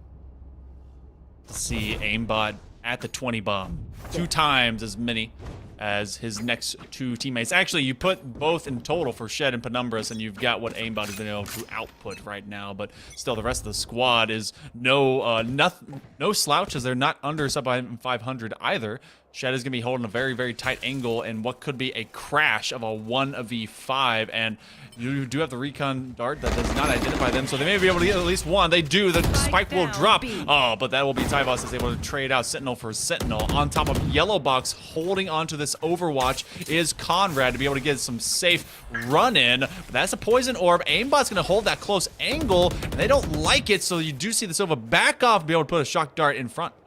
They didn't like the angle because there was also, of course, the molly in front of that. So it's going to be more and more difficult as we see kind of Reyna's Lear gets burned right there. Unfortunately blocked by that poison orb. Conrad's going to be able to find one, of course, in Snowman. And now we have the opportunity to get the plant down. That's a good spray. Kind of knows where Penumbras is. But there's the molly and the push right there. Going to get some value with a ghost. And that's a great way to start off this round. It's now a 3v3. Both pits down, the wall down. Everything is happening all at once. Penumbras not able to find that one on Conrad once again, who somehow still has full health. A little bit of chip damage coming through. Eve is going to find another, and this just continues being back and forth all the way through, Monkey Man.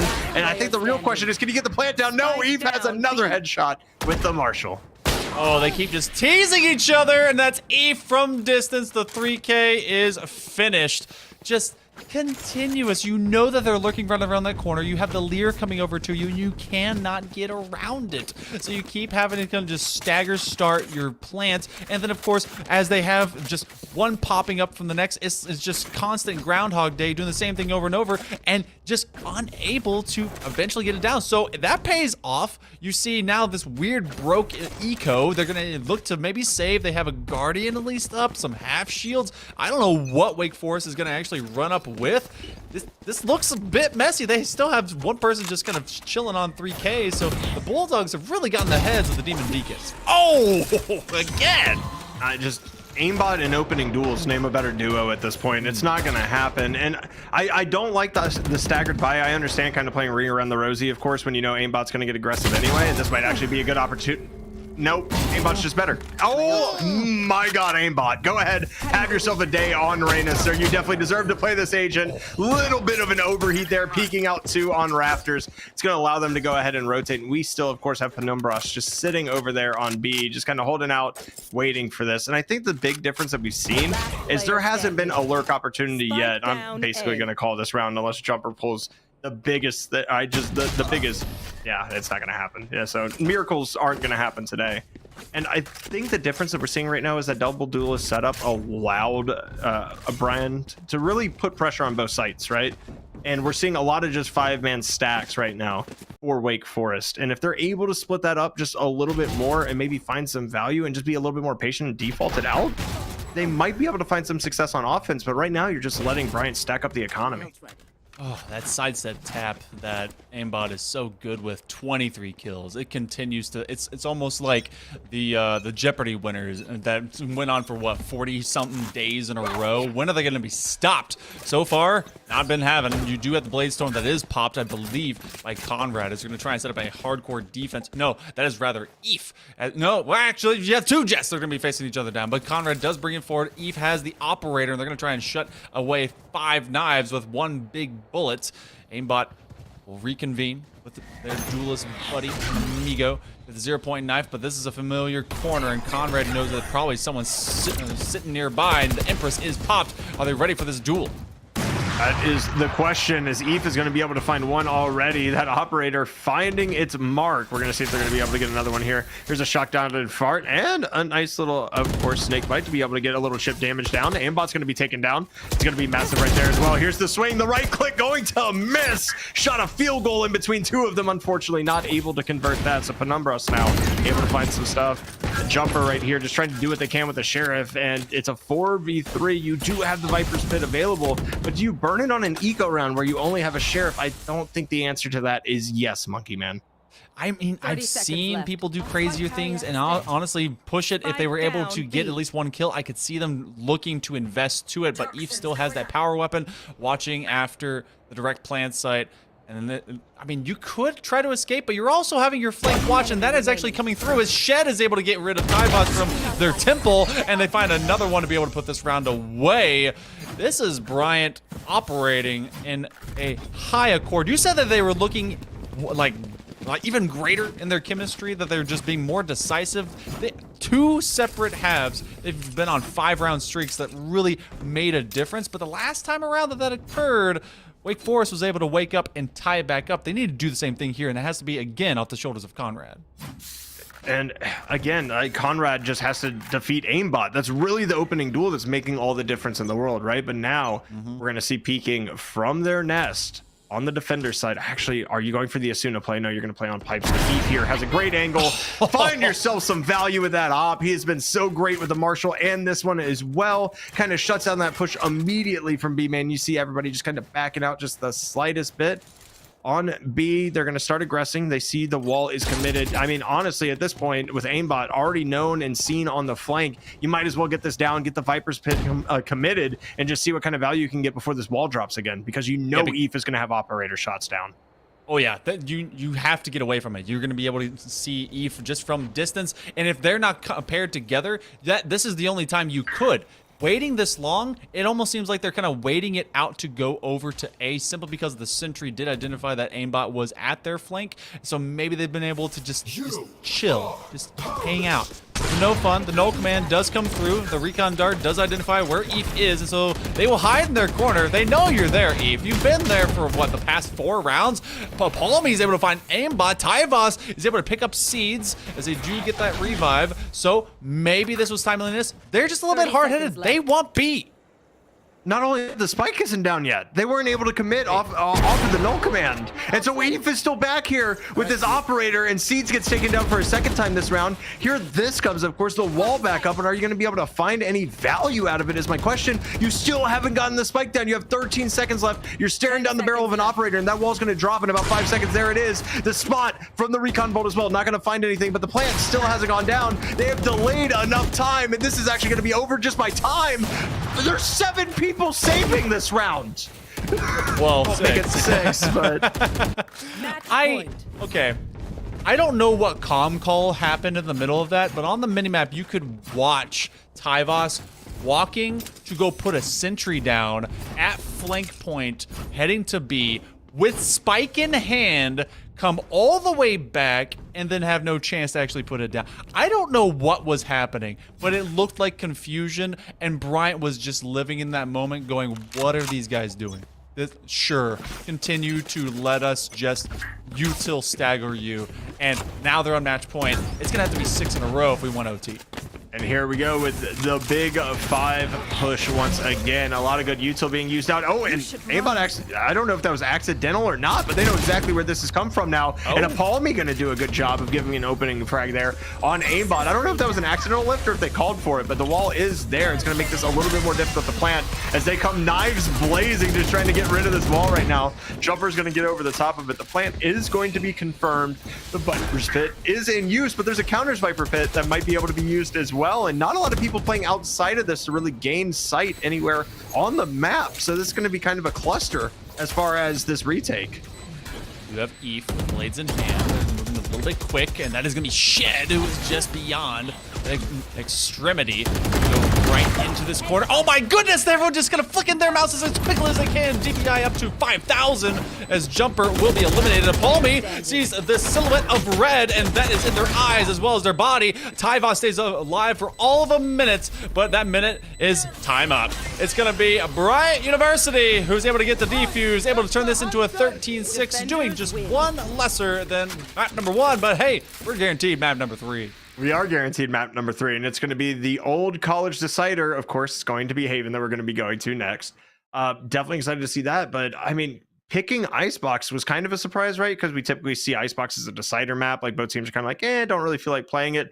Double Duelist 2011 comp comes out and is massively successful. You have Reyna on the rifle, you have Jet on the operator, you're still using the Viper. It feels like old Valorant all over again, and it worked out to perfection there. They just let aimbot cook, and it worked perfectly. Old school, best school. Sometimes you just got to go back to school and hear that bell ring. But hey, guess what? You're going to be hearing it ring one more time. Map number 3 on its way. It's going to be Haven after a short break. Make sure to stay with us. Go get a snack, get some water, but be chilling with some more Valorant right after this.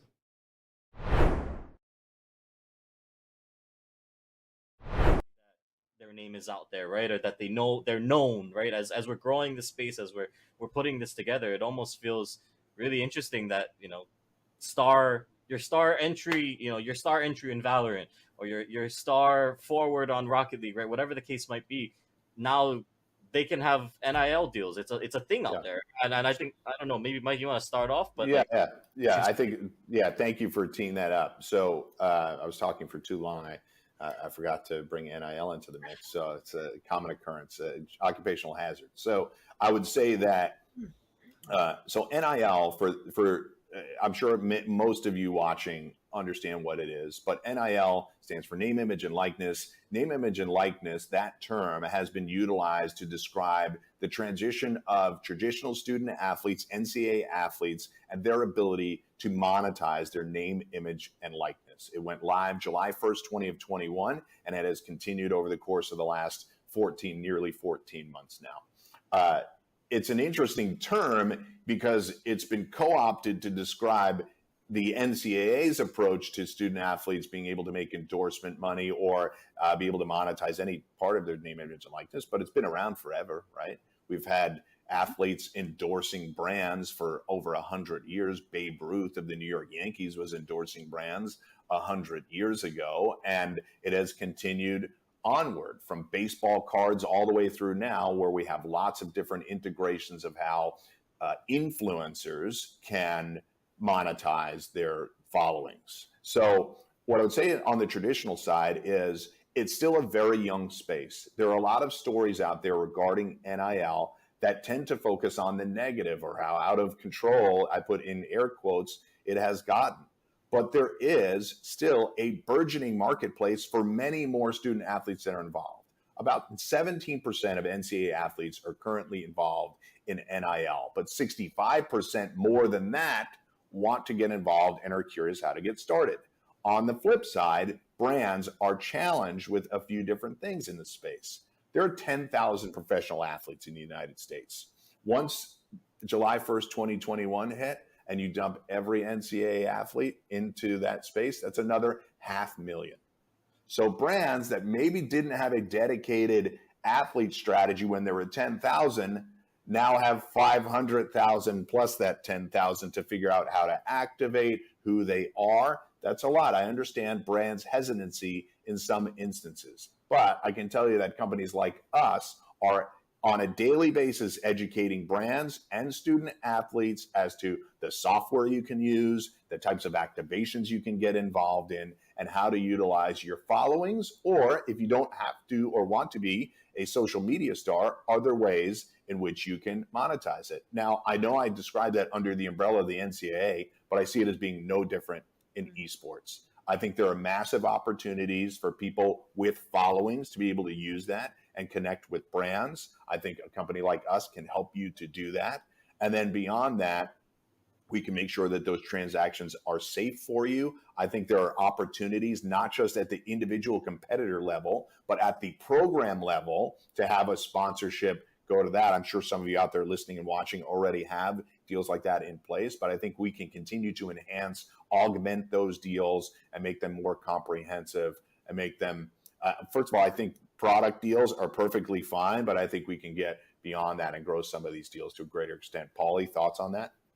Yeah, what you said is right. So I'll put it in for layman's terms here for just the esports players, because I talk to so many of our athletes that compete in our CECC series that are currently still in college. And basically what when Mike Blewett says NIL, what he's referring to is just very simple. If a brand or any sort of anyone wants to use your school's name or your brand or anything with you, there is a deal for you that can be put in place, whether it's product deal, whether it's a paid endorsement.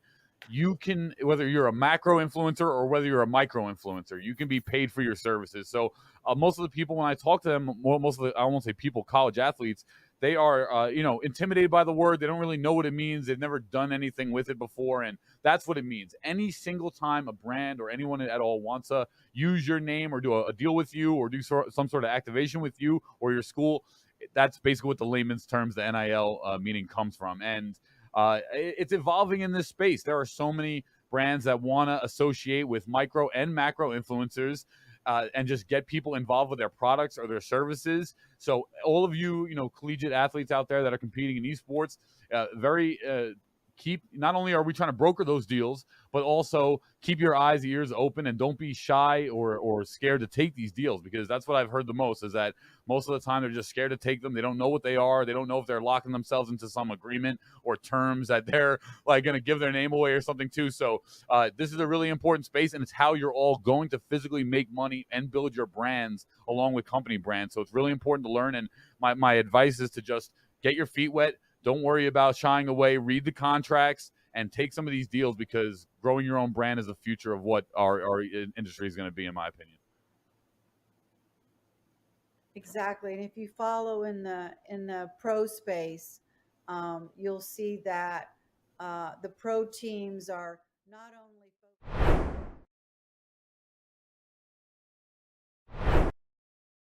What's the best way to be able to start off a semester, you ask? Well, I'll tell you, mystery man, people, and persons. It is going to map number 3 of a best of 3 here on a Tuesday night on Esports U Valorant time. And of course, again, I'm Hail Monkey Man in the booth alongside the wonder that is Visionary 1. And our vision is set for the present. It was a past of dominance and then a recency of the same from the Bryant Bulldogs. We go over into our third map of the evening. It's going to be Haven. It's the time-old, true, tested classic of the 3-site. This is the, I guess, the puzzle. Its cousin is very much the same in Lotus that we're not going to get to see Visionary. So let's talk about all reliable. Are we going to see Arena again? I mean, we're not quite at agent picks, but do you think maybe? I think you kind of have to let the man cook, right? I mean, it's just how it comes down. We're gonna let Aimbot continue to cook, because it looked like he honestly had a second program called Word.exe installed. And I just want to go ahead and give a shout out as well. I don't think there's a better way to start off, your semester than watching some beautiful Valorant like this. So if you're a person, a people, or a primer, go ahead and get yourself in here. Definitely love to see that. But yeah, I mean, we're going to Haven. Obviously, we get to see Ascent and Haven. They're the 2 tried and true college maps. No teams ever stray away from these. I've been begging to see Split, and you know what? Decider is going to continue to either be Haven or Icebox, most likely, just because, you know what? All the teams play this, so might as well play the maps that are going to get picked anyway. And especially at the start of a season, maybe you haven't had a lot of time to develop strats. You might have new team members coming on. You kind of want to run the tried and true versus going towards the other direction and trying something new. Yeah. Hey, you know what? The best thing, though, that we're going to see is about how they create space. If there's anything that I've observed, especially from a very lateral, it's very much a 3-point map, is how the defense can be able to stop the offense from gaining that advantage, moving into sites, basically for free, because everything is a little bit thinner. So I am curious what we'll bring to the table. We're already floating a Neon, so that would definitely change the pace. Opposite of that, everyone has already definitely locked in and rocked in. Rock is going to be on the Sova. You got ETH back on their Jet. Aimbot is doing yet another turnaround. They've gone from Sentinel to Duelist to now Controller with Penumbras over onto that KO. So, okay, so they can basically rock the stock of the entire agent listing. It's definitely nice having those flex players, right, that kind of can just play what's necessary. And I think everybody needs to have at least one member of their team that can do that and can kind of be that rock and be like, hey, take your comfort picks. We're going to switch it up. Seeing the other side of this as well with the Breach, the Neon, and of course the Brimstone, this is very, very reminiscent of, again, as much as I hate to beat a dead horse, this was basically the Optic comp that they used to run, except replace the Chamber with the Cypher, because obviously they're more valuable on this map now. So we're seeing Breach, of course, get brought back into Haven as a lot more as well. We're actually not seeing that, of course, out of Bryant. So that's interesting to me. Still opting for that KO, maybe to try to get a little bit more of that information. I think it's going to be a little bit more difficult to open sites, though, and it does shut down some of your retake ability, of course, on defense. So we're going to be going into this, obviously. It's the decider map, right? We've had 2 dominations both ways. We've had a 13-5 on Ascent in favor of Wake Forest, a 13-6 in favor of Bryant, of course, on Icebox. It's going to be very interesting to see how this 3-site map kind of plays out, because I'm honestly clueless as to how this is going to work out. Yeah, I don't know where it's going to be about the effectiveness, I think, of Jumper, because you're seeing that Jumper and Fade combo. That is an execution duo between those 2 agents, and that happens all the time. They can be able to kind of create an open space and be able to just kind of push the likes of Bryant back, but they also want to kind of be with each other, I think is also going to be based on a Palmy and what they can do with all those extended tripwires and be able to use that extra neural theft ping. So Conrad, again, getting ultra aggressive. They want to kind of force, maybe influence the likes of the Bulldogs to go over one way, and it looks like they're going to be able to have them go over to C, and they'll be running into a little bit of gadgets over here as the Cyber Cage is up. Oh, not only gadgets, they run right into the Fade Haunts as well, allows it to get spotted. It's just a bloodbath right now. Eve has the potential. Now he has to reload. He's shooting in all directions right now. That is just chaos and mayhem. And Wake Forest is somehow to keep 3 alive, even though 2 of them were extremely low health, just running out of bullets, was Bryant. See, in that moment, since it's a pistol round, I would have just gone to the knife and just start swinging like mad. Just roar into your mic, and see if they'll go at you with a, an honorable duel. But that ends up being a crash into C, and a Palmy right now is going to set this up as their little base camp, and no one is invited in. And this is just beautiful close quarters. They can be able to take down and hold down all of Garage by themselves, and all of mostly C. So you're going to see a lot of that influence and allow for this push up, especially into window. Tyvos, though, is quickly blinded, and that's going to have to be a trade out by Jumper. That's a great trade, though, by Jumper to at least find one right there. Seeds is going to be holding down this Garage to support, of course, the player on C, but it's a 4v3 right now on that thrifty possibility, of course. So we're going to come through. A lot of spray coming through from Jumper, but Aimbot's going to be able to get the trade. It's now a 3v2, and you know that Cypher is set up on C site, and you know one is Garage, so you see the movement over towards A right now. They're going to be able to get deep positioning. They are going to be heard, so the rotate is going to come through because running through sewer is going to be heard from B site almost every single time, but you have the Killjoy available. You still have a Nano Swarm to go on the bomb, so there's some good post-plant utility available right now for BU to kind of get this and hold down to it, and you also have that Spectre in the hands of EU right now. And you've got the Paranoia question mark. They are having one hanging out. No, Aimbot is just going to wait because they've got that Sheriff. That's going to be a clear, but they see the corner, so they're swing it. They got to swing it together. Oh, the back of the skull. Hey, that's vulnerable. Aimbot continues to find them easy. 1-1. My goodness. I know I shouldn't be hyped this early on, but every single time I see Aimbot just find a quick headshot, it's just light work for him. It's just crispy aim. I don't know how else to put it. Aimbot's just on one right now, and he's heat checked himself a couple times into oblivion, but it's never really cost Bryant a round, right? And so when it comes down to that for the Bulldogs, if Aimbot's feeling himself, you got to let the chef keep cooking at this point, because this is just honestly kind of a difficult defensive comp to work with, right? Because Breach, if you don't have that information about where to fault line off the rip, if you don't have a good read on how Bryant's playing, the effectiveness goes down just a little bit. I do believe that they're going to have a read on what's happening right now, though, with everybody coming down main. Eve is able to find one. Keats is going to be able to find one with a ghost and get sprayed through the smoke just a little bit. A site has been taken now. Aimbot here holding that aggressive angle. Going to peek out on one. Going to find some more value with that Spectre. We finally get the spike. No, we don't get the spike down. No, we don't. You have it now, and they're going to have that swarm grenade. Just waiting for footsteps, but that's actually a distance duel. There wasn't really much left in Tyvos, and that's going to be Rock that finishes off a Jumper. They tried to come in through CT and Garage, but just having Aimbot there in the first place and then unable to get rid of numbers afterwards on site, it was pretty much done. So a 2-round swing in the other direction for the Bulldogs, and this will be the Demon Deacons that have to start playing catch up and have to really start finding a way to repel this attack. And so far, we were talking about the change up of moving agents to different sites. They're going to be reading that this is continuously like a little fortress of solitude for a Palmy. When do they start kind of maybe rotating away with this? Do you start maybe seeing that move in the next couple of rounds? They can't just have Cypher on C every single time. It's just kind of, it's writing yourself into a hole, right? They're going to know that that utility is there. I'm honestly very curious as to where that cage is actually going to pop and become a one-way, because he kind of threw it awkwardly in the corner, of course, of C site. And Seeds has a good read here, able to find one, escapes with 30 HP and their life. So it's a great opening pick for Seeds there in Garage, as Aimbot looking to push up on this. I wouldn't be surprised to see a rotation back to A right now, just because you know that everybody right now for Wake Forest is broke. So it is vital that they stay alive. They are going to be playing in packs. They do not want to lose guns. Be able able to win that distance duel. They will hold down that angle, and anyone else that tries to enter the go assist aimbot. But aimbot is on their own solo mission. They do put a dark cover down in window, and that's gonna be Tyvos. Is able to get rid of Penumbras, who does drop spike. They will recover, but Tyvos finds another one. Can they be able to find a third? Yes, they do. So all of mid under control, and that is aimbot left alone. Not a lot of HP to them. They have to be able to take this 1v5 swing one at a time, I say. But hey, they say nay. Flawless 2v2, or 2-2 rather. So Demon Deacons, they do recover, and aimbot, you know, after everyone died, eventually shows their mortality.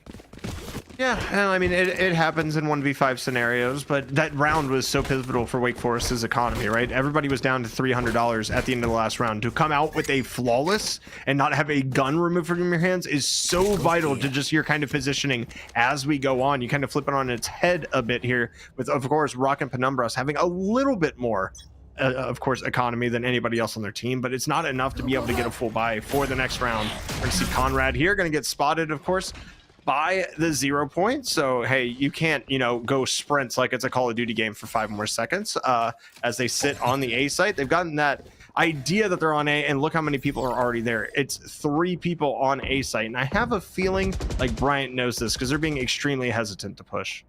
That's an interesting immediate rotation. They are buddy-buddy between that Breach and Brimstone. The Airbnb combo just immediately brought to your door. And that's going to be Conrad that eventually does find aimbot. So one of the biggest weapons, the largest in the entire Bulldog arsenal, is now taken off the map. You don't have that revive in your back pocket like you did before, and this fortress still set up by a Palmy is going to hang out here on C. Long C seems to be where it all is belonging to, and they do have time if they want to MacGyver and maneuver over to A. Oh, Palmy able to dodge anything, and they actually be at an advantageous angle to get 2 until they're rocked by rock. My man's was flashed and still got that kill, by the way. So it's a great job by Palmy getting that out. And we're looking at a 4v2 right now. This is going to be tough sledding ahead, of course, for Bryant, especially getting spotted out with that utility. And C's is just looking up like, yo, what just happened to my C's?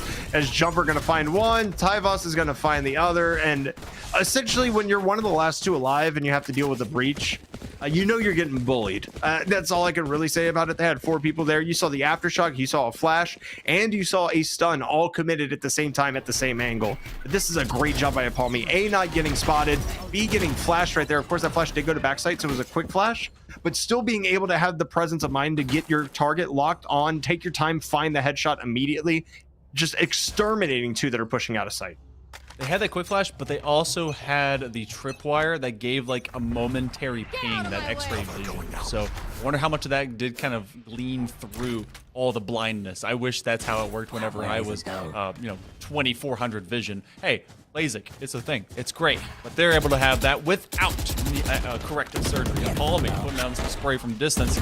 Spray down, doesn't attack much. Oh, Jumper, though, is in a quick duel here in the corner as they're being attacked by the Prowler, and Aimbot will be able to upgrade over to the Vandal as they take down Jumper, and still Penumbras will survive, and it's a 4v4 as Conrad at least finds Rock from the back end, and that actually puts a spike down.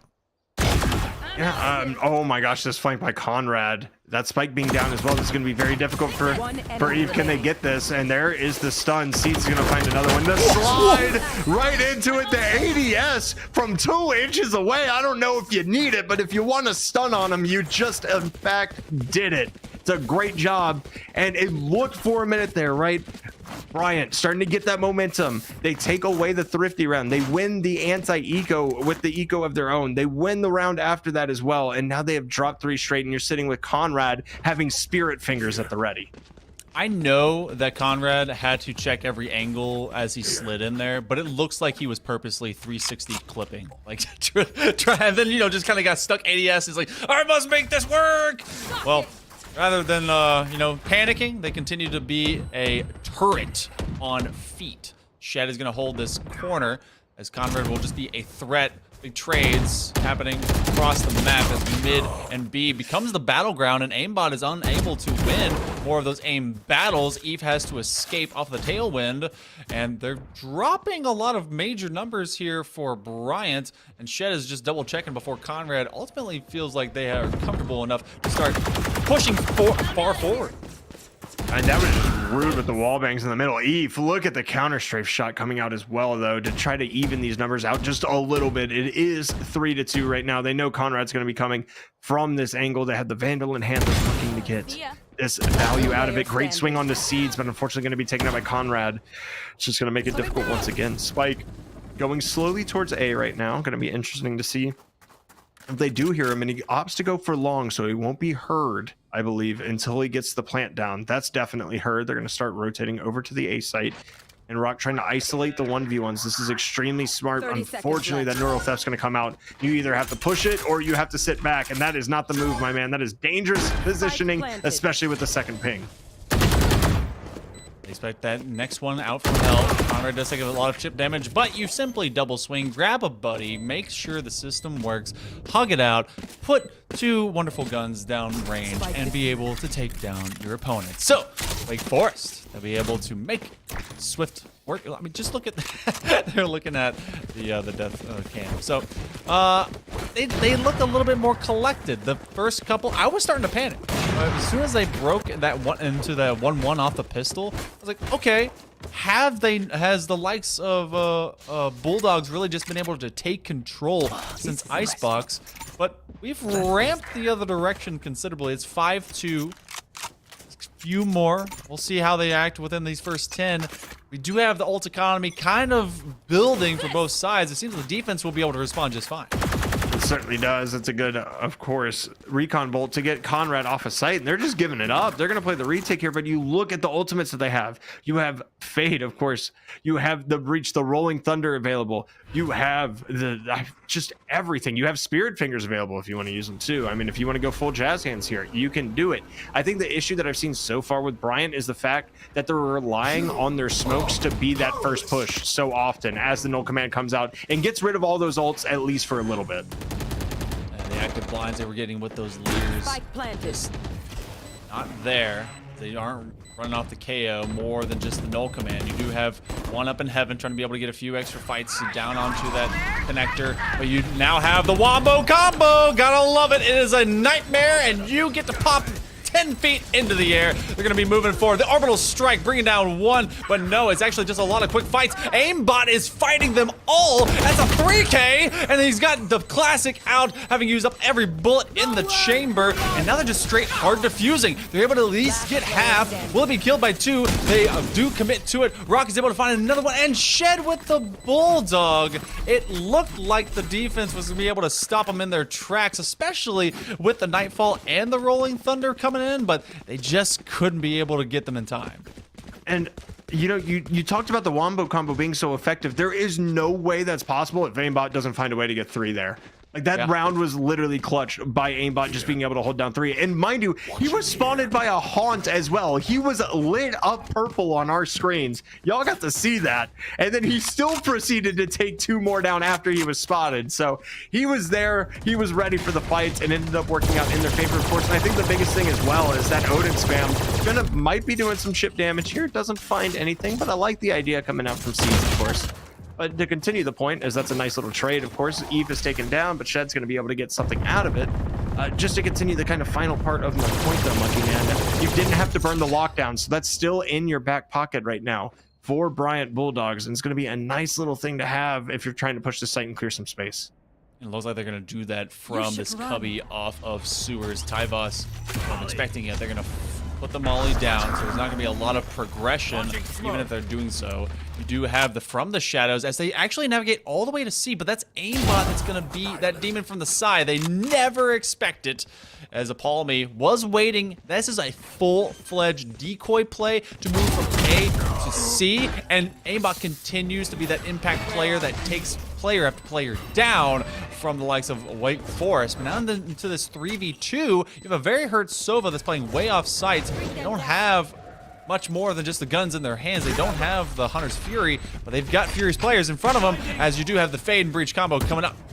Yeah, and you call it the wombo combo, but right now, without anything in front of them to hop on this defuse, as soon as that's tapped, this is going to be a problem. And they do find one of the nanostorms, so that's definitely important. A lot of swings coming out and a flash coming out as well. Nobody on the spike currently. There's another Nano Swarm to buy them some time. Great lineup right there, and they just decide to go ahead and save, knowing, hey, we're staring down the barrel of 3 people who are all playing long. We're probably not getting this defused. And just for good measure as well, right? We're going to go ahead and throw down the molly from KO just to be sure that we get the spike. Some great staggering with those grenades and mollies and everything, and recognizing, I think, what is it? The Odin costs 4,200 credits, I believe. 3,200. Right? So 3,200? Oh, I thought it was way more expensive. I was like, all right, yeah, make sure to keep that one. It is more expensive than a regular rifle, so you keep that in your hand. You get to maybe make more spam plays if you want to, but good recovery so far from the Bulldogs as our 10th round is coming up, and they looked ready to be able to take it. But this is another real rifle round. All you have is the overdrive from Conrad, and it looks like they want to get really aggressive with it. They press all the way forward, and you can guess, especially because Bulldogs have that Conrad wants to use that very early to try and shut them down first. He's actually going to opt to get spotted by the knife as well. Maybe trying to cause just a little bit of distraction, thinking he could potentially be on B main, but aimbot has already lurked up the cubby, so they know for a fact he's not there. Shed's actually going to be found by Conrad there, and Penumbra's going to have the trade almost immediately off your screen. We're going to see more people in mid. Aimbot with that strong cubby presence going to be able to get out of this. One's going to be flashed as well, but aimbot's not able to clear him out. This is a great position from Tyvos right now, and we're going to see if he can capitalize. He's going to be quiet. He's going to wrap around, try to be able to find the kill right here onto aimbot. Can he do it? No, he cannot. Aimbot is going to find it, shut it down, and we have an instant rotation over to A. Plant's already going down. It's looking like potentially 2 are going to be coming from flank. No, one's going back into B, and look at how aggressive aimbot's being already in spawn.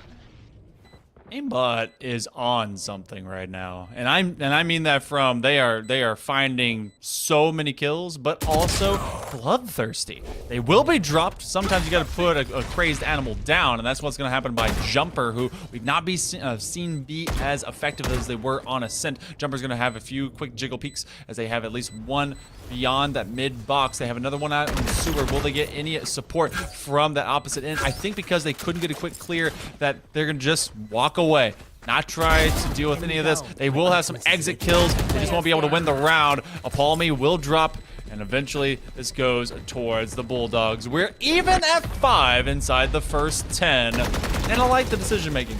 Can we get a kill? Can we enter? If we can do so, this is winnable, but we're not going to take on the 2v3. They eventually drop 1, but another big recovery. We streak back and forth 3 and 4 rounds apiece. Yeah, and I mean, I'm kind of disappointed right now because Conrad obviously popped off with jet knives on Ascent. We saw a bunch of great plays from him. I kind of want to see what he can do with an overdrive in his hands. And I understand that, you know, at higher ranks, it's a lot easier just to get one tapped and people are a lot better at tracking. So it makes sense not to kind of burn it. And sometimes it kind of feels useless, and they haven't had to do it for a full eco yet. Are you really going to eco on last round with it as well? It's just one of those questions for me where I kind of want to see what he can do, because we've seen the movement's been good. We've seen the aim has been good. And what can he get with that extra headshot damage that was applied about 4 or 5 patches ago? They're having a 2v mini duel, but Seeds is actually able to find Eve. They can't quite get that recon dart to hit. It had a few extra bounces than 2. Oh, Conrad was just a quarter of a second response time behind, but because of that pressure, recognizing they've moved all the way up C, you have the entire remaining party move over to a long form on A. Gonna be coming up sewer 2. Aimbot's gonna put the ghosty spookiness just at connector as a swarm grenade. No, rather the fragment does go down, and there's a bit of blindness, but the cyber cage is popped, and that will delay them all of momentarily. They're able to get rid of aimbot. That's huge. Shed finds a Palmy as well. And we have one moving up heaven right now. Of course, the retake with Breach fairly strong because you're able to go ahead and flash through that wall. That's so vital as somebody gets spotted there. Brimstone using that volley. Here comes the shock dart. You're going to be able to get the value with it. Rock's going to be able to find it. Rock and roll. Another shot once again. Penumbra's going to find 1. Not able to find it. 2 are on flank right now. It's a 1v2 for Rock. He's been marked. There's the Prowler. They're going to find the wall bang headshot, and it's going to be 6-5 in favor of Wake Forest. And these ebbs and flows are just what we're used to seeing on Haven. But I'm going to be completely honest with you, Monkey Man. I am very happy to see this going back and forth right now, just because of how the first 2 maps went. Yeah, and what's kind of funny too, we haven't really seen any macro management for a timeout. We've seen like these teams accept this kind of this pendulum of momentum between them. We've seen squads or the teams take their favorite map, be able to operate off of just fine, and dominate in their execution. And then this one is that great, I guess, neutral zone. We talked about this always being that third map, the 3 site. Take 3 to 3, why not?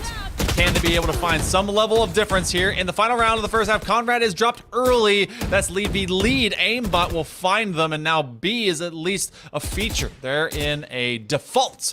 Aimbot looks to get a little bit more aggressive, and they're going to try and get at least one more, but they haven't done so just yet until Penumbras finds Jumper, and now they have options. They certainly do. The null command going to be dropped as well, but Seeds is going to be able to find this again. Knows that the teleport is coming behind him. That's a phenomenal play right there by Seeds, but the res coming through. The KO able to be picked back up and shot right back down. Seeds, are you kidding me? You have 4. Take your time to reload, son. You might have the play of a lifetime right here. Can you find Shed right now? Especially because of the sheer fact that they just dropped the neural theft as well. Shed's going to be able to find 1. Now, Seeds, you're on your ace potential. You can tank 2 bullets before you die. You're not going to be able to tank you're not going to be able to tank, of course, the turret, though, and this becomes a very awkward scenario of cat and mouse right now. The 2 sentinels of Palmy on a great flank, but I think that turret's actually going to block him off from even pushing in. Can Shed find the value on this? The shot's going to land for a Palmy, gets the wall bang headshot. It's a great job, and Wake Forest is going to take the half on defense, 7-5. That was nearly the hero play that Seeds wanted it to be, knowing just 900 IQ that, what did they do last time? They went to the back corner, thought no one would see them, then Seeds just mowing them down so fast. Oh, it's Coupon Tuesday, and they just found a 3-for-1 deal, and quickly Bulldogs are reminded of the power diff that can exist not just with one but multiple players in different instances. 14-11 is Aimbot. 12-6, a much more even venture between everyone on the side of Wake Forest. So we go to flip halves. We go to attack Seeds off of the 4. They had, what, 8 before? So they gotta feel like, oh man, on top of the stack. Maybe that's, you know, not true, guys. Not a big deal. But they want to be effective here going through. And they're actually the one in this 1-4 difference. They alert with that 0-point knife. They kind of say, hey, all right, this is all of a decoy play, but they run over to C. Yeah, and they're just going to fight it head on. They really don't care. Here's Conrad, the slide coming out, and we have the cloud burst. Going to buy a little bit of time, but Eve is going to be found, and it's just a burst onto C site right now, and it's going to be a retake scenario. 4v5, make it 4v4, make it 4v3, and Aimbot's only going to be able to get traded out right now. 3v3 scenario, almost everyone with full health, of course, minus Conrad, down just 1 bullet, and everybody's going to be able to come in. We're going to see a lot of that util be dropped, but Rank not going to be able to find anything at all. There's a double swing, but Shed is able to find 1. Penumbras going to find another, and there is the Cypher playing long. And what can you really do here other than mark a couple people? You're going to have to use your rifle. You don't really have a choice. And he's got more HP than they do for the time being, until they eventually get dropped. This is going to be some coverage as they're going for the half. They're able to at least get 1, but there is plenty of time because they got half for this one to be diffused. So it's going to be Bryant. They effectively retake site, and I like the idea. Hey, let's go for the play. Let's put 1-4. Let's put 1 that can be able to kind of lead that charge off of the 4 that all get tagged by the 0-point knife. But it was very well understood. They're like, wait, they wouldn't just give themselves away like that. Let's rotate over. They're trying to be too tricky. Yeah, it's a great idea. Of course, in theory, just doesn't work out. I don't mind the rotations that come out like that. It's just unfortunate that, you know, they got called out on it. And it's a great job by Bryant of kind of adapting and realizing kind of the situation, especially on a pistol round, because you definitely want to fight with numbers. I think it's very vital for them to catch on early, and they were able to fight for that site. And of course, Aimbot getting more value. Although it does worry me a bit as we consistently see him taking on duel after duel. Realizing that you're losing your smokes during that, I think, is vital as well. So as much as I love seeing him on the gas and taking those entering fights, it kind of still scares me that he's always the one taking the openers, essentially. Gonna be able to re-navigate. You have our second round here in the second half. We see a 7-7, and will they be able to break it? Eve, oh, they get caught up into the right click, and Tyboss currently is the hero. Aimbot, though, has the Bulldog until they are a dog in the pin. Tyboss looking to upgrade. The jump! That's the only way the jump works in this game. You have it with the shorty rock. Oh my gosh. Comes out of the window, comes out of the smoke. Might as well be an action flick. And they're able to just mow people down and reload and be able to do it again. I wasn't aware we were watching an Expendables film right now. just gonna be honest with you. I feel right now like that shouldn't be legal in at least, 14 states. It's just, you just come flying out of the sky, and unfortunately the ammo runs out there. Conrad wasn't able to reload, and the shorty shot's just coming through, getting the one headshot that's vital to make sure that he's put down. And it's 7-7 first 2 rounds again. And I do want to state that this is the 3rd map in a row that the 2nd round of pistols has gone in favor of the US. We have the entrance already going on. Aimbot's able to find value out of that stinger almost immediately. They know he's here. He's going to be bullied by a ton of util and wallbangs, but he got his one with the stinger and did his job. Got rid of Neon.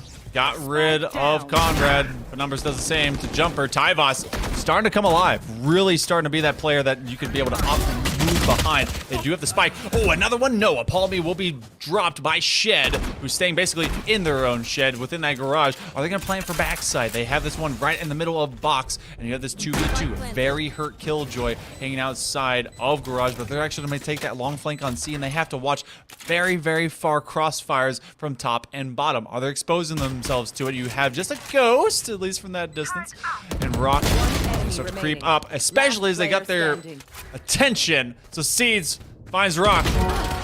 Just all of the power diff. How in the heck? What? Shed? Demon. Demon. It's spreading. There are demons over there.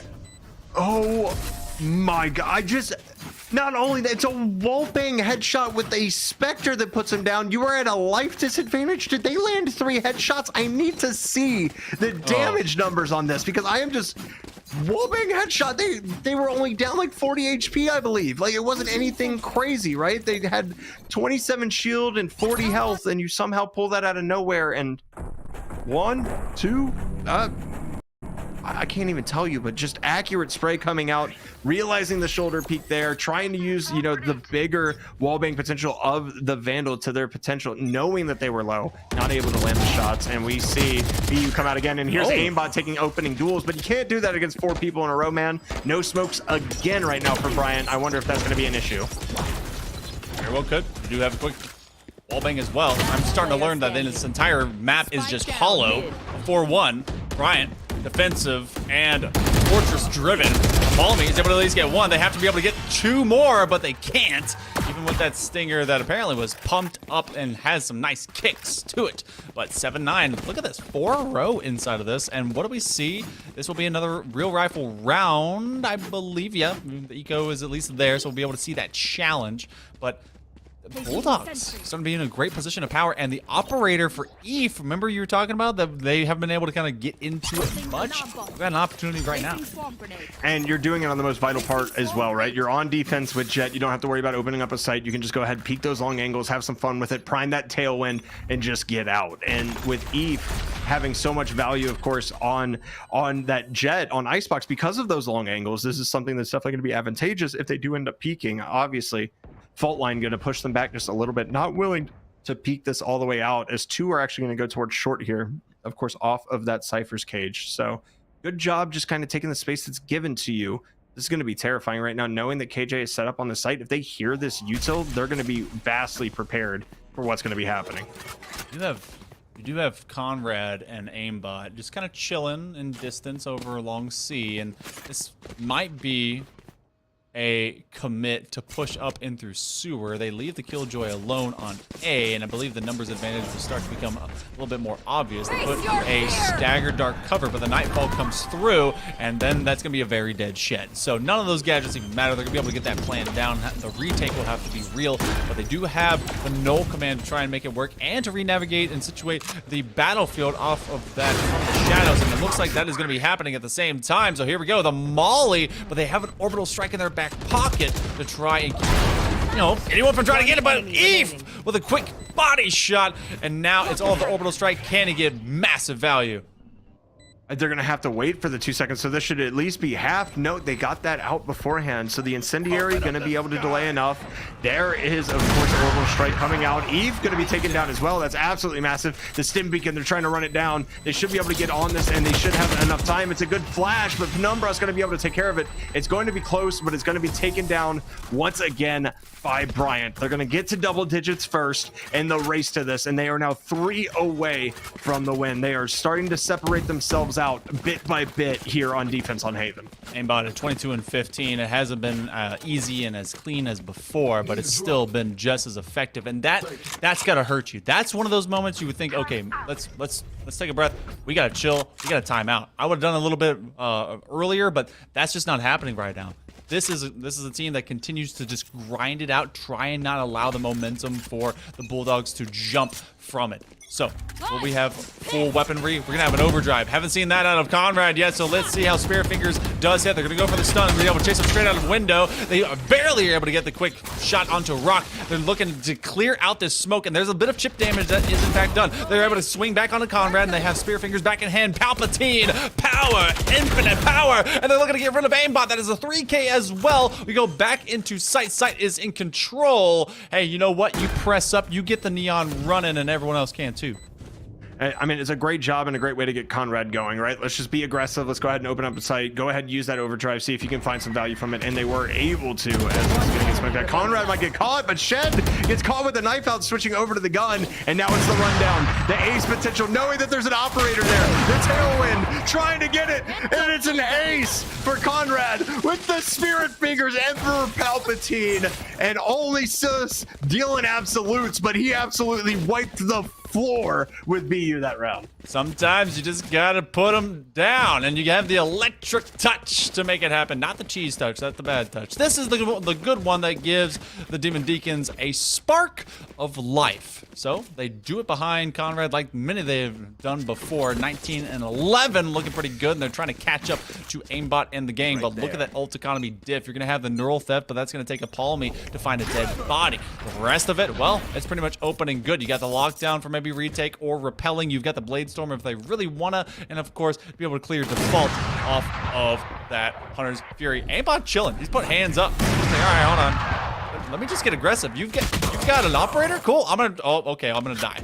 I like the idea if they weren't covered, because, you know, it just shoots a little bit faster than an operator. Yeah, it does. It does. Not from that Penumbras? Hello? Just call him Mr. Juan Tap, because that was absolutely filthy. Not going to run into the tripwire here, so that's actually great for Eve. Not going to be spotted. Obviously, Jumper's going to be covering that flank as hard as possible. They're going to know where he is now, but Palmy, where are you looking? There's two given up, but the operator's right here, and Jumper's going to be able to find it. The team ace comes out, and something interesting to note as well. Wake Forest is starting to build up that economy brick by brick right now. It's like they're coming up to that house trying to build it, and it's been working out in their favor so far. You can see that everybody except for Tyvos will most likely have a no, because Jumper can buy Tyvos, so everybody should theoretically have a buy next round as well. Whereas you see the economy right now for Bryant Bulldogs not looking so hot. Almost everybody on that final buy, and the Blade Storm is going to get committed this round.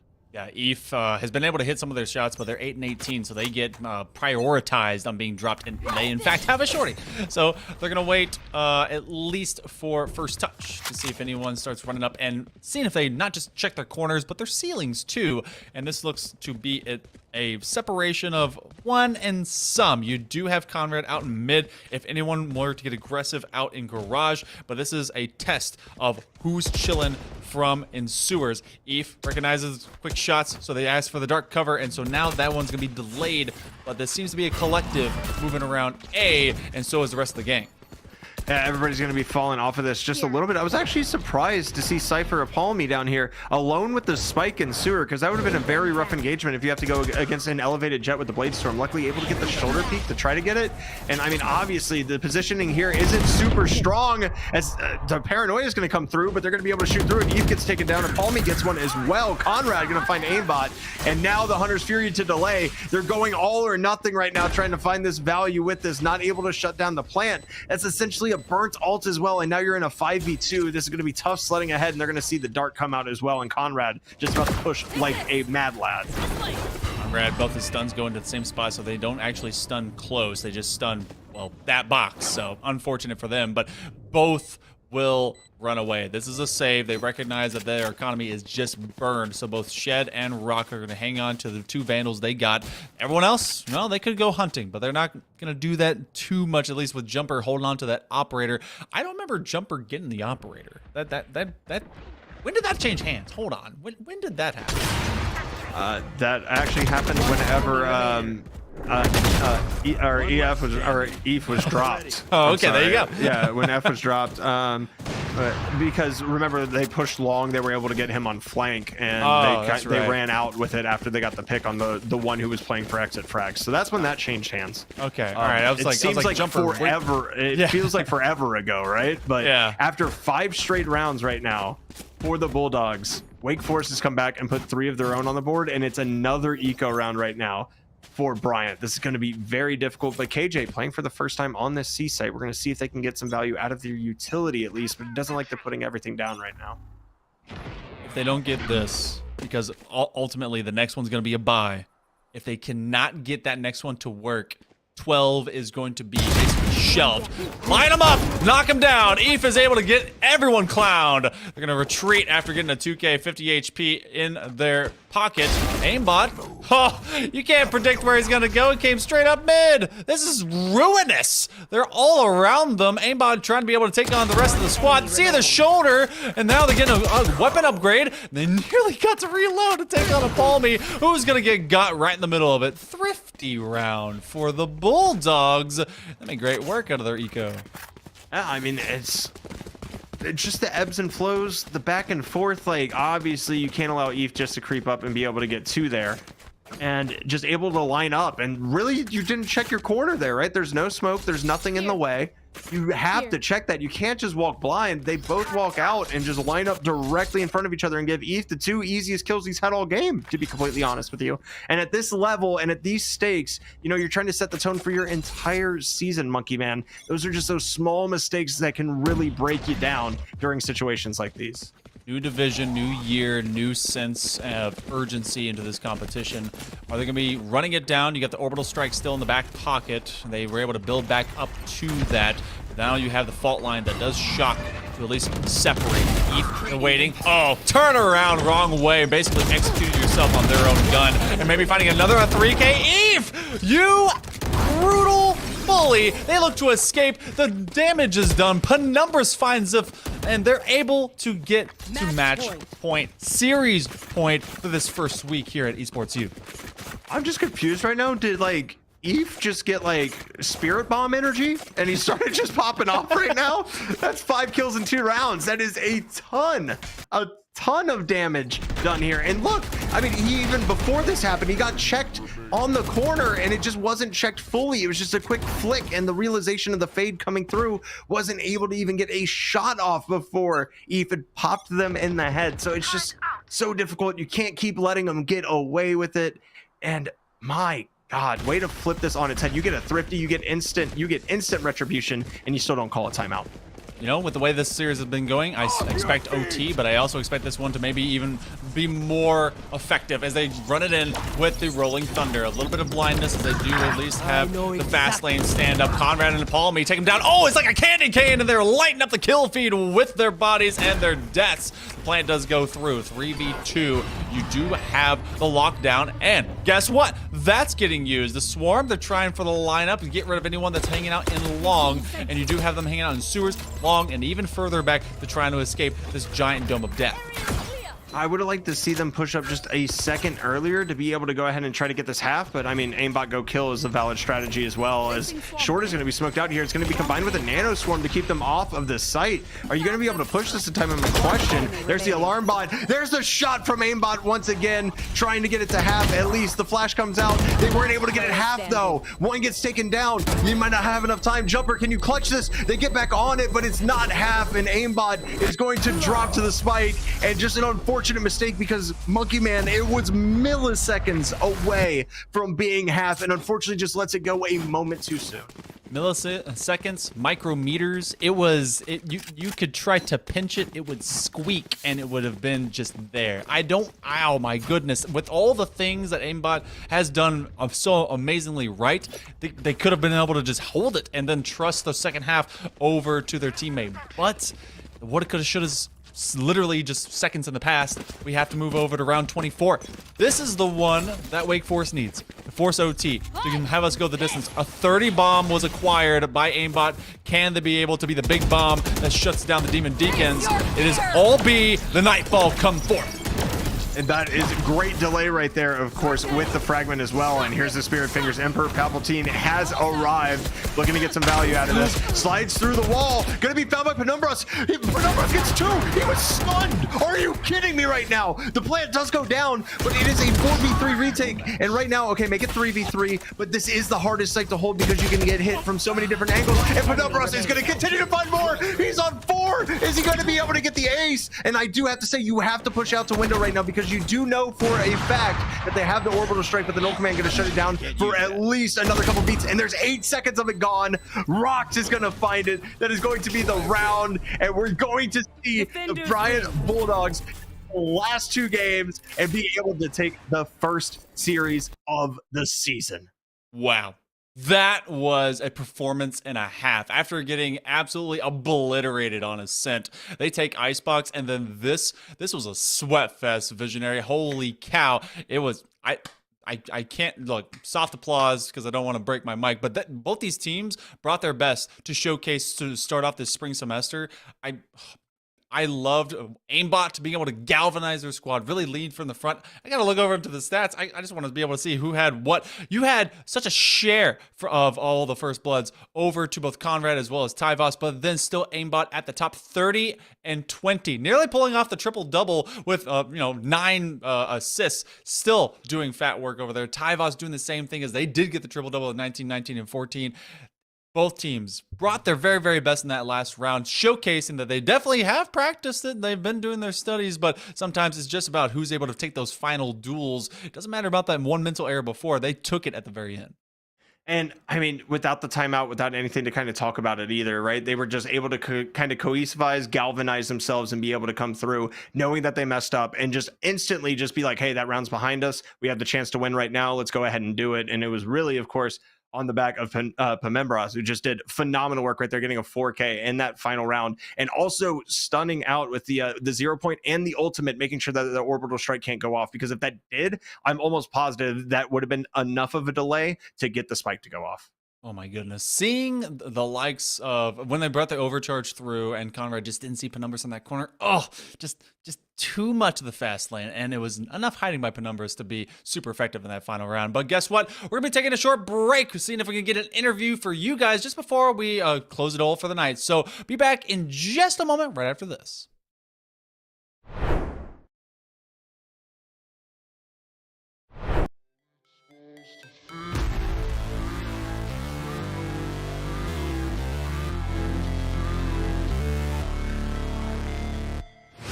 Never break, always fight, never quit, do it right, play the game, win it life, have no shame, there's no time, feel the pain, live the grind, I could change, in my mind, pick a lane, commit and climb, the only way to win it life, I never miss, that's fact, taking big. We're at the Collegiate Esports Commissioners Cup. Let's make some noise. Oh, and it's gonna jumped into it. Corner judges go for 1, 2, dip. He needs more. And they're doing even more here. You gotta touch the point. Mr. College walks it in. Toy Boy is gonna drop. Knife him. Right out in front. Yeah, 3, 2, 1, running.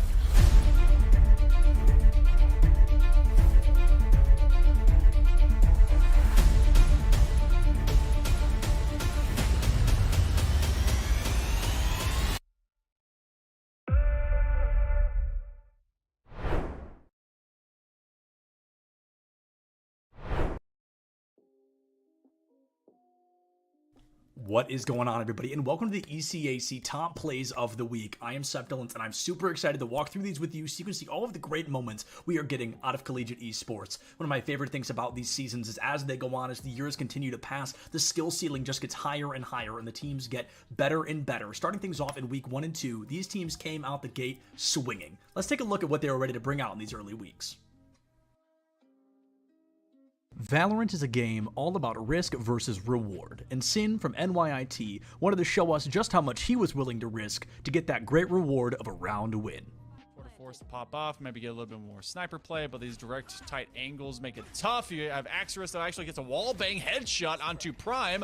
Oh, that timing on the paranoia works so well. Yo, give it up for the util, bro. Sin's gonna pick up 3 into the site. So lurk on its way from the chamber, but unless you're going to spam through this box, you're not getting anything done, and Panda won't even let him get that far. Super Smash Bros. Ultimate is a game that can be decided in milliseconds, and Waka, one of the best players from SUNY Canton A Squad, wanted to show us just what they can do with only a second and a single stock on the board. Cena, Sledge option going to be charging forward smash, going a little early. They're not quite getting what you want. Drop shield after first hit of Pin, getting hit by the kick. High percent. There is the stun into Claw. That Claw could have been charged for a lot longer. Oh my goodness, that's a forwarder into stage with the stage spike and then upping immediately after. What a sick. 1 point in Rocket League can never make a team feel comfortable, but Driftsy wanted to show us that not only was he going to pick the pace up, but he wasn't going to let his team down. Defensive test with flying colors, though they couldn't get out, and that is the important part at the moment. Clears a must for UA, and it's just not in the cards at the moment. Dripsy connects off the backboard. What a shot. I watched it unfold slowly. You stopped speaking at just the right moment. Valorant is often called a team-based shooter, but sometimes it can't just be about the team. Sometimes you gotta have those hero plays. Spec wanted to spray and pray and was actually able to save the day for SVSU, tying up the series 7-7. Hard B push here. 2 Omen smokes coming out. 1. Oh, Spec just finds 3. What? Spraying through the smoke? Oh, what, Spec? That's not legal, man. That's not legal. This is match day 2 of the ECAC League. You can't be doing that right now. Spec just goes with the call. Here in this clip, Fanshawe finds themselves with their backs against the wall, 20 seconds left on the clock, and they're desperate to take down Wake Forest. They don't have anything to get through this team, they don't have any weapons on the field, but with Jackie Moon in the wings, at least they had a sniper. Apparently. He's going to believe all the shots. Oh, a sniper! Jackie Moon from about midway through. What a shot right here from Jackie. Wow, good eye sniper. Yes, sir. Jackie Moon puts us on the right side. A little bit more to the left. This one would have been... Here in this clip, we're going to get a great moment from a Pac-Man, and as a Pac-Man player, I was super excited to see it. We're going to hear a lot of praise from our commentators giving Mosey those compliments of choosing Snake against Pac-Man, a great counter pick. They were super excited to see a Snake on the field, but even without their blessing, Trollery does not yield. Approach, but like you said, he's trying to play this safe because losing his stock right now for Concord would be really bad. And, well, a little bit of commentator's curse there. We kind of willed that one into existence. Oh, man. Oh my goodness! What? Now I know what you're thinking. Oh, Septilence, how could that be all we got from weeks number 1 and 2? Please tell me there's more. If you like what you saw, you've got to go check out ECAC Esports on all social media platforms. Please see what they're bringing to the table. It is great collegiate esports week after week. And on the bright side, folks, this is just the beginning. We've got the whole rest of what is guaranteed to be a great season ahead of us. Thank you so much for joining me for this recap, and I'll see you on the next one.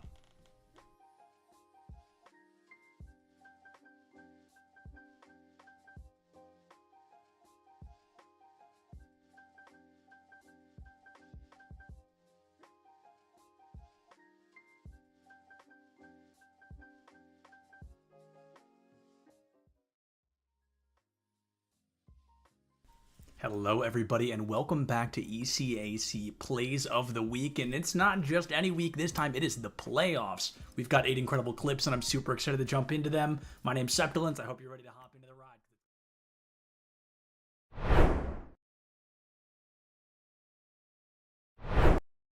Welcome back one more time, Esports U Nation, as we're getting ready for a fun and festivitous interview with one of our winners. It's Penumbras from Bryant Bulldogs. Congratulations, Penumbras. I learned not only that your name means to cast a shadow and miss apocalypse, or not apocalypse, but an eclipse, but it was almost apocalyptic as you brought down the thunder, got to be the hero of that last round. Tell me about it. How did you guys feel? It was so close at the very end. Well, thank you for having me for the interview. We felt quite confident going to Haven. We love that map in both of our scrims and previous seasons with all of our players. And after seeing the Neon comp, we knew we had to kind of adapt a little bit. We hadn't played a Neon up until this point. It had always been like the Fade Raise combo. That's quite common. And so this Neon, we knew that there'd be fast flanks. We had tried to put our cages up, and overall, I think we did a good job on the defensive side more so than on the attack side of dealing with the Neon. Well, it's obviously easier to deal with Neon kind of on the defense side as well, just because, you know, they're pushing into either multiples or that utility that you have open. So definitely makes sense. They kind of ran that optic comp that we saw, you know, in Valorant last year, obviously minus the chamber, and added a Cypher to it just, you know, for funsies. But as far as everything else goes with you guys, obviously Ascent was kind of a bloodbath. Y'all weren't really feeling comfortable there. Is there a reason y'all picked Icebox? Because y'all looked supremely confident, and especially on the defensive end on that map. So the reason we picked Icebox is we just have a kind of good chemistry. We understand the map more, even though it has been played as much. All of us, it's like one of our top favorite maps within just ranked play and whatnot. So regardless, we're going to feel comfortable on it, and I think that just sets us up well for any kind of decider map. Hey, you know what? That if it's your comfort pick, we get to see the Reyna off of aimbot and him feeling comfortable out there, just absolutely murdering folks. I need to know, before we let you get to a few extra shoutouts, will maybe we see the team get comfortable when it comes to some of the new maps, especially maybe a little bit more extra Pearl or even Lotus? Are you guys starting to look at those maps with some level of practice? We've absolutely looked at Pearl, and we've had some success with it. Not to the moment being an absolute must pick right now, and because of how recent Lotus has looked, I would love to see some kind of pro play matches to adapt any of their strategies, philosophies on the map before we put that into play. Hey, and that makes total sense to me. I'm just one of those guys that kind of run straight into it with a forehead first. So job well done tonight. 2-1, able to make the comeback. Any big shout outs for your fam, your friends, even just the guys over there that have been able to make it all work tonight? Well, thank you very much. I'd love to shout out like my family. They're very, very supportive of me throughout all of like my college career, and also the rest of the e-board, like the treasurer and vice president, for able to facilitate everything that we do over at Bryant Esports. Hey, you know what? It takes a village, it takes an awesome fam, and it takes you guys being able to support each other. Congratulations! You win the first match here of the spring semester, and we wish you good luck for the rest of the season. Thank you very much. Of course.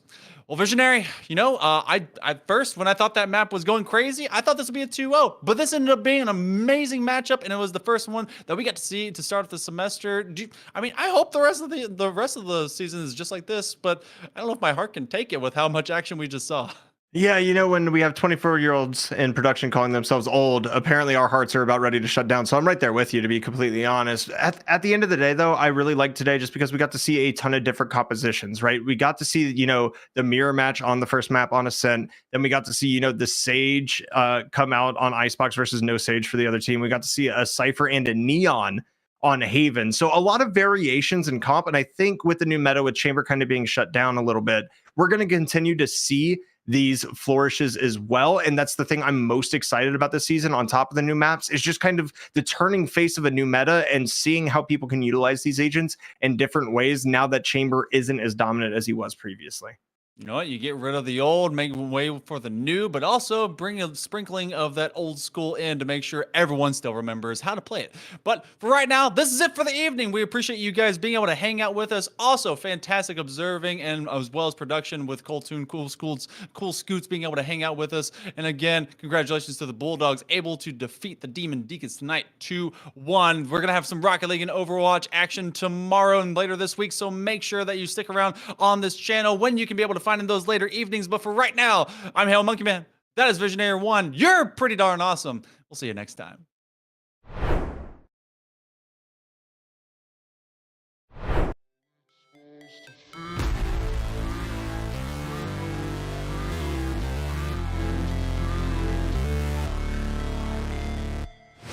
Never break, always fight, never quit, do it right, play the game, win it life, have no shame, there's no time, feel the pain, live the grind, I could change, in my mind, pick a lane, commit and climb, the only way to win it life, I never miss, that's fact, taking big.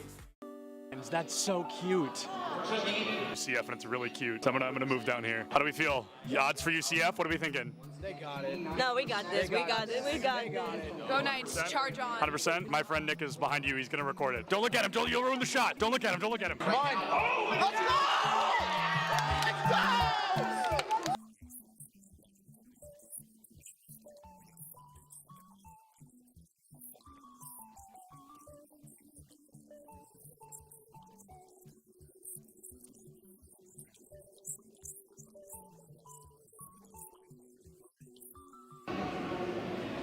My smile's probably really creepy. I was just being weird. Oh, I love being in the shadows, though. Big shout out to the shadows. We could interview Dilly just because I think he's handsome. You weren't supposed to hear. Here's the thing about the event. I'm the greatest that's ever lived. Literally true. I know him. I think everyone knows that. I think everyone's aware of that. Hey, do you have a VIP access badge on? I actually have an all access. Oh, an all access. I thought it said VIP access. And that's only available for the best. That's true. He's right. That's a main stage TO right there. If this goes live, I'm suing everybody. It's all right. A video of me, the first clip is me saying, don't put that in. And then it was the first, cut the cameras. Oh, you're recording already? Great. So this is this is Bay State versus UCF. I believe something that we saw yesterday on day one of the tournament, but instead we're going to have that run back here. I think they're fighting for a spot in Grand Finals. Anarchy, one of the best Greninja players in the United States, currently struggling against a Terry. Terry notorious for that DLC privilege, being a very strong character with some very strong abilities. Greninja, not so much, considered one of the weaker characters in the game. A Falco player, one of the best in the United States, and he just got spiked by a Terry. Same Terry that took out Anarchy literally minutes ago. UCF still up by 2 stocks. This guy is looking to rip this team apart single-handedly. That is, I mean, nuts, to say the very least. Absolutely absurd. That was a disgusting spike. I cannot believe that happened. Will you hold the microphone so I can sign this? Sorry. For context, he's got a fan. He's actually signing something. He's so excited. What was it like to not hear my voice for 2 minutes? For 30 seconds maybe, what was it like? Probably bliss. I was signing a mouse pad, which is really cool. I've never done that before. Nobody's ever asked me for a signature, so I'm gonna start blushing, but I'm really excited about that. And then he wants a picture. Can you take a picture of us? I said, is it bad? She went, no. I'm gonna go ahead and take that as a yes. Turns out I can't tie a tie sitting down. What do you think is the appropriate face-to-screen ratio for a Valorant player? Face to screen, like how close I sit? Yeah, like how close should a player sit? Personally, I play really, really close. I think it depends on your eyesight, but for me, I like playing close because it helps me focus on my crosshair. Is the value of sitting close, the crosshair being the only thing in your line of sight? Yeah, that's pretty much the main benefit of it. It's so funny how close some of these guys sit. Oh my goodness. What do you think is the healthy face-to-screen distance for a Valorant player? I think it's all kind of personal preference. I guess I would consider myself like pretty close when I play because I like to zone in on my crosshair. It is the second person to say that. It's all about the crosshair. And then what's up with the horizontal keyboard? I don't know, like it just kind of fits like the form when I'm close to monitor. Like I don't know, it might sound cringy, but I like to like be one with my gun, you know? No, bro, I feel it absolutely.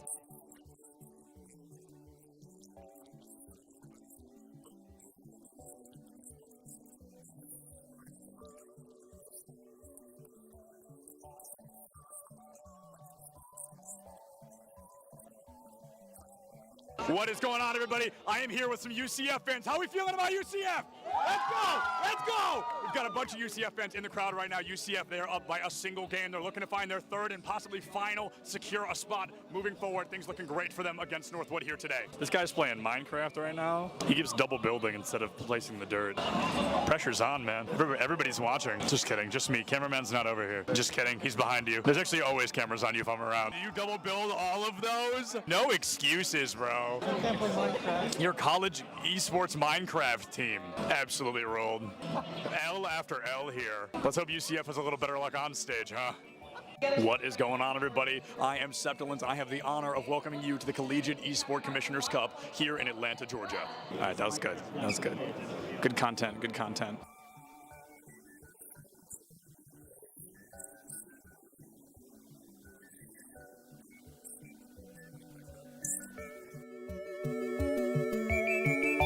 Is that we don't have these preconceived notions, and we're willing to listen to our membership and read the room, read college athletics and how it's connected and how it's not, and take what we have expertise in championships, but also throw out some of the other stuff